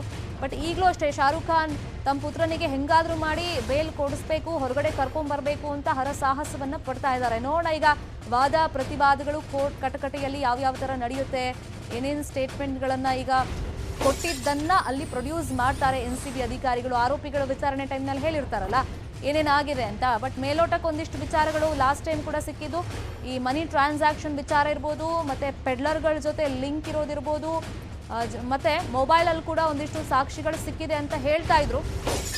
ಹಾಗಾಗಿ ಆ ಎಲ್ಲ ಎವಿಡೆನ್ಸನ್ನು ಕೂಡ ಮತ್ತೆ ಇವತ್ತು ಕೋರ್ಟಲ್ಲಿ ಪ್ರೊಡ್ಯೂಸ್ ಮಾಡ್ತಾರೆ. ಈಗ ಶಾರುಖ್ ಪುತ್ರ ಸೇರಿದಂತೆ 8 ಆರೋಪಿಗಳನ್ನು ಈಗ ಕೋರ್ಟಿಗೆ ಪ್ರೊಡ್ಯೂಸ್ ಮಾಡಿದ್ದಾರೆ. ಮತ್ತೆ ಎಲ್ಲರನ್ನು ಕಸ್ಟಡಿಗೆ ಈಗ NCB ಅಧಿಕಾರಿಗಳು ಕೇಳ್ತಾ ಇದ್ದಾರೆ ತಮ್ಮ ಲಾಯರ್ ಮುಖೇನ. ಮುಂಬೈ ಕೋರ್ಟ್ನಲ್ಲಿ ಡ್ರಗ್ಸ್ ಕೇಸ್ನ ವಾದ ಪ್ರತಿವಾದ ಸ್ಟಾರ್ಟ್ ಆಗಿದೆ. ಹಾಗಾಗಿ ಇನ್ನೇನು ಸ್ವಲ್ಪ ಹೊತ್ತಲ್ಲಿ ಮತ್ತೆ ಕಸ್ಟಡಿಗೆ ಕೊಡುತ್ತಾ ಕೋರ್ಟ್, ಅಥವಾ ಜೈಲಿಗೆ ಕಳಿಸುತ್ತಾ ಅಥವಾ ಬೇಲ್ ನೀಡುತ್ತಾ ಅನ್ನೋದು ಗೊತ್ತಾಗುತ್ತೆ.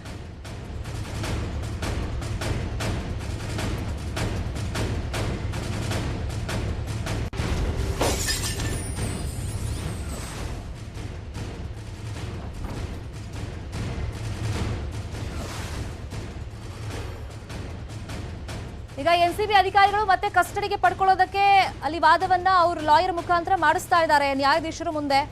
ಈಗ ವಾದ ಪ್ರತಿವಾದ ಮತ್ತೆ ನಡೆಯುತ್ತೆ, ಯಾಕಂದ್ರೆ ಆಲ್ರೆಡಿ ಸ್ಟಾರ್ಟ್ ಆಗಿದೆ.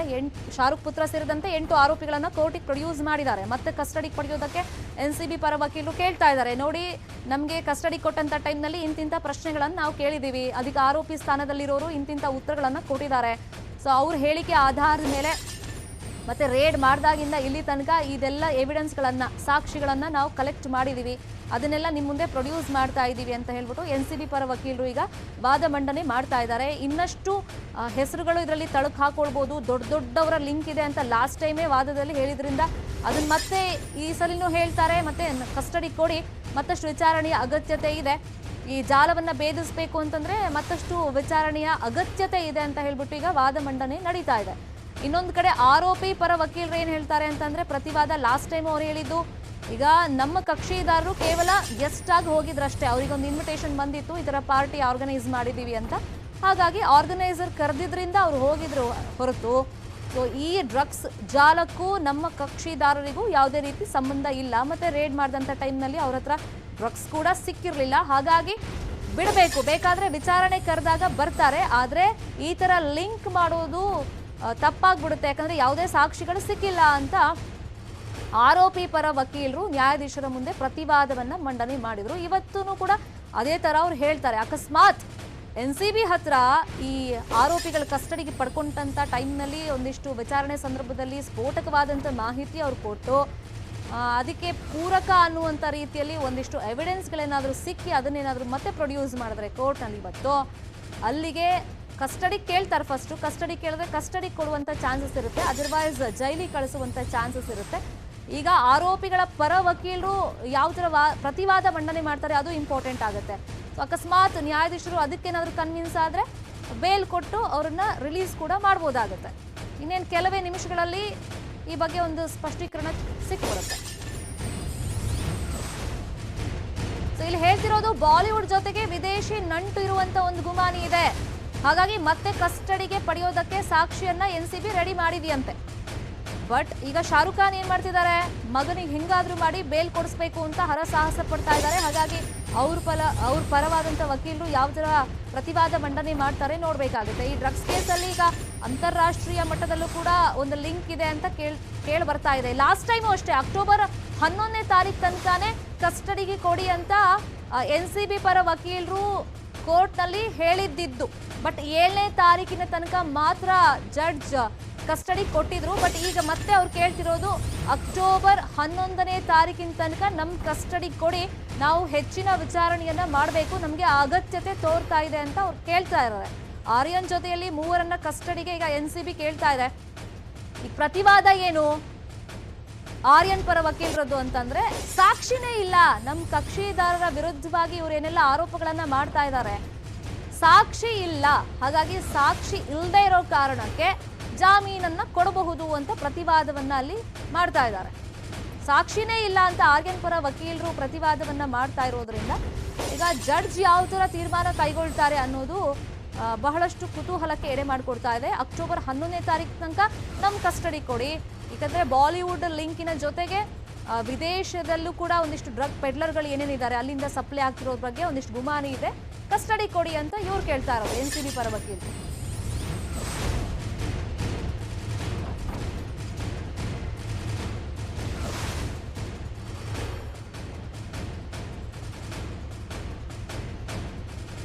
ಈಗ ಕಕ್ಷಿದಾರ ಪರವಾಗಿರುವಂತ ವಕೀಲರು ಕೇಳ್ತಾ ಇರೋದು, ಈಗ ಇವ್ರೇನು ಆರೋಪಗಳನ್ನ ಮಾಡ್ತಾ ಇದ್ದಾರೆ ಅದಕ್ಕೆ ಸಾಕ್ಷಿ ಇಲ್ಲಿವರೆಗೂ ಸಿಕ್ಕಿಲ್ಲ, ಸಾಕ್ಷಿನೇ ಇಲ್ಲದ ಮೇಲೆ ಹೆಂಗ್ ಅವ್ರನ್ನ ಮತ್ತೆ ಕಸ್ಟಡಿ ಕೇಳ್ತೀರಾ, ಅವರಿಗೆ ಜಾಮೀನು ಕೊಡಬಹುದು ಅಂತ ಅವ್ರು ಹೇಳ್ತಾ ಇದ್ದಾರೆ. ಈಗ NCB ಆರ್ಯನ್ ಜೊತೆ 8 ಜನರನ್ನ ಕಸ್ಟಡಿಗೆ ಕೇಳ್ತಾ ಇದೆ, ಅದು 11ನೇ ತಾರೀಕಿನ ತನಕ ನಮಗೆ ಹೆಚ್ಚಿನ ವಿಚಾರಣೆಯ ಅಗತ್ಯತೆ ಇದೆ ಅಂತ ಕಂಡು ಬರ್ತಾ ಇದೆ. ಹಾಗಾಗಿ ನಮ್ಮ ಕಸ್ಟಡಿ ಕೊಡಿ, ನಾವು ಇನ್ನೊಂದಿಷ್ಟು ವಿಚಾರಣೆಯನ್ನ ಹೆಚ್ಚಿನ ವಿಚಾರಣೆಯನ್ನ ಮಾಡಬೇಕು, ಇನ್ನೊಂದಿಷ್ಟು ಪ್ರಶ್ನೆಗಳನ್ನ ಕೇಳಬೇಕು, ಸಾಕ್ಷ್ಯಾಧಾರಗಳನ್ನ ಕಲೆ ಹಾಕಬೇಕು, ನಮಗೆ ಇಷ್ಟು ದಿನ ನೀವು ಕಸ್ಟಡಿ ಕೊಟ್ಟಂತ ಟೈಮ್ನಲ್ಲಿ ಇಂತಿಷ್ಟು ಪ್ರಶ್ನೆಗಳನ್ನ ಕೇಳಿದೀವಿ, ಅದಕ್ಕೆ ಯಾರ್ಯಾರು ಯಾವ್ಯಾವ ಥರ ಉತ್ತರವನ್ನ ಕೊಟ್ಟಿದ್ದಾರೆ, ಏನೇನು ಲಿಂಕ್ ಗೊತ್ತಾಗಿದೆ, ಮತ್ತೆ ಸಾಕ್ಷಿ ಅಫ್ಕೋರ್ಸ್ ಕಲೆಕ್ಟ್ ಮಾಡಿ ಇಟ್ಕೊಂಡಿರ್ತಾರೆ, ರೆಡಿ ಮಾಡಿ ಇಟ್ಕೊಂಡಿರ್ತಾರೆ, ಅದನ್ನೆಲ್ಲ ಈಗ ನ್ಯಾಯಾಧೀಶರ ಮುಂದೆ ಹೇಳ್ತಾ ಇರ್ತಾರೆ NCB ಪರ ವಕೀಲರು. ಸೊ ಈ ಆಧಾರದ ಮೇಲೆ ನಮಗೆ ಹೆಚ್ಚಿನ ವಿಚಾರಣೆಗೋಸ್ಕರ ಇವ್ರನ್ನೆಲ್ಲ ಆರೋಪಿ ಸ್ಥಾನದಲ್ಲಿರೋರ್ನ ನಮ್ಮ ಕಸ್ಟಡಿಗೆ ಮತ್ತೆ ಕೊಡಿ, 11ನೇ ತಾರೀಕು ತನಕ ಕೊಡಿ ಅಂತ ಕೇಳ್ತಾ ಇದ್ದಾರೆ. ಲಾಸ್ಟ್ ಟೈಮ್ ಕೂಡ ಅವರು ಒಟ್ಟಿಗೆ ಕೇಳಿದ್ದು 11ನೇ ತಾರೀಕು ತನಕನೇ, ಬಟ್ 7ನೇ ತಾರೀಕಿನ ತನಕ ನಿಮ್ಮ ಕಸ್ಟಡಿಗೆ ತಗೊಳ್ಳಿ, ವಿಚಾರಣೆ ಮಾಡಿ, ವಿಚಾರಣೆಗೆ ಸಹಕರಿಸಬೇಕು ಅಂತ ಹೇಳ್ಬಿಟ್ಟು ಆರೋಪಿಗಳಿಗೆ ಒಂದು ಕಿವಿ ಮಾತನ್ನ ಹೇಳಿತ್ತು ಕೋರ್ಟ್. ಈಗ 11ನೇ ತಾರೀಕು ತನಕ ಕೊಡಿ ಅಂತ ಕೇಳ್ತಾ ಇದ್ದಾರೆ. ವಾದ ಪ್ರತಿವಾದ ಜೋರಾಗಿ ನಡೀತಾ ಇದೆ ಮುಂಬೈನ ಕೋರ್ಟ್ನಲ್ಲಿ ಡ್ರಗ್ಸ್ ಕೇಸ್ ವಿಚಾರವಾಗಿ. ಇನ್ನೊಂದು ಕಡೆ ಶಾರುಖ್ ಖಾನ್ ತಮ್ಮ ಮಗನಿಗೆ ಹೆಂಗಾದ್ರೂ ಮಾಡಿ ಈಗ ಬೇಲ್ ಕೊಡಿಸ್ಬೇಕು ಅನ್ನೋ ಒಂದು ಹರಸಾಹಸವನ್ನ ಮಾಡ್ತಾ ಇದ್ದಾರೆ, ಪ್ರಯತ್ನಗಳನ್ನ ಮಾಡ್ತಾ ಇದ್ದಾರೆ. ಸ್ವಲ್ಪ ಹೊತ್ತಲ್ಲೇ ಭವಿಷ್ಯ ಏನು ಅನ್ನೋದು ಗೊತ್ತಾಗುತ್ತೆ.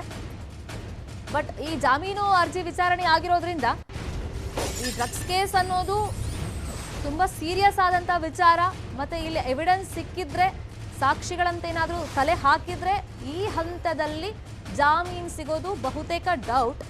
ಬಟ್ ಈಗ ಪ್ರತಿವಾದ ಏನ್ ಮಂಡನೆ ಮಾಡ್ತಾ ಇದ್ದಾರೆ ಆರೋಪಿಗಳ ಪರ ವಕೀಲರು, ಸಾಕ್ಷಿ ಇಲ್ಲ ಅಂತ ಅವ್ರು ಹೇಳ್ತಿದ್ದಾರೆ. ಮತ್ತೆ ಕಸ್ಟಡಿ ಕೊಡಿ ಅಂತ ಕೇಳ್ತಾ ಇದ್ದಾರೆ. ಹಾಗಾಗಿ ಈಗ ಪ್ರತಿವಾದ ಮತ್ತೆ ವಾದ ಜೋರಾಗಿ ನಡೀತಾ ಇರೋದ್ರಿಂದ ಇನ್ನೊಂದು ಸ್ವಲ್ಪ ಹೊತ್ತಲ್ಲಿ ಗೊತ್ತಾಗುತ್ತೆ. ಬಟ್ ಇಲ್ಲಿ ಅಂತಾರಾಷ್ಟ್ರೀಯ ಪೆಡ್ಲರ್ಗಳ ಜೊತೆ ಲಿಂಕ್, ಮನಿ ಟ್ರಾನ್ಸ್ಫರ್ ಆಗಿರೋದು, ಅದರ ಜೊತೆಯಲ್ಲಿ ಇನ್ನೂ ದೊಡ್ಡವ್ರ ಹೆಸರು ಇದರಲ್ಲಿ ತಳುಕು ಹಾಕೊಳ್ತಾ ಇದೆ ಅಂತ NCB ಗುಮಾನಿ ಇರೋದು, ಆ ಬಗ್ಗೆ ಏನು ತನಿಖೆ ಮಾಡ್ತಾ ಇದ್ದಾರೆ, ವಿಚಾರಣೆ ಆಗ್ತಾ ಇದೆ. ಅದೆಲ್ಲ ಒಂದು ಹಂತಕ್ಕೆ ಬರಬೇಕು ಅಂತಂದ್ರೆ ಮತ್ತಷ್ಟು ದಿನ ನಾವು ವಿಚಾರಣೆ ಮಾಡಬೇಕು. ಹಾಗಾಗಿ 11ನೇ ತಾರೀಕು ತನಕ ನಮ್ಮ ಕಸ್ಟಡಿ ಕೊಡಿ ಅಂತ ಹೇಳ್ಬಿಟ್ಟು ಈಗ NCB ಪರ ವಕೀಲರು ಕೇಳ್ತಾ ಇದ್ದಾರೆ.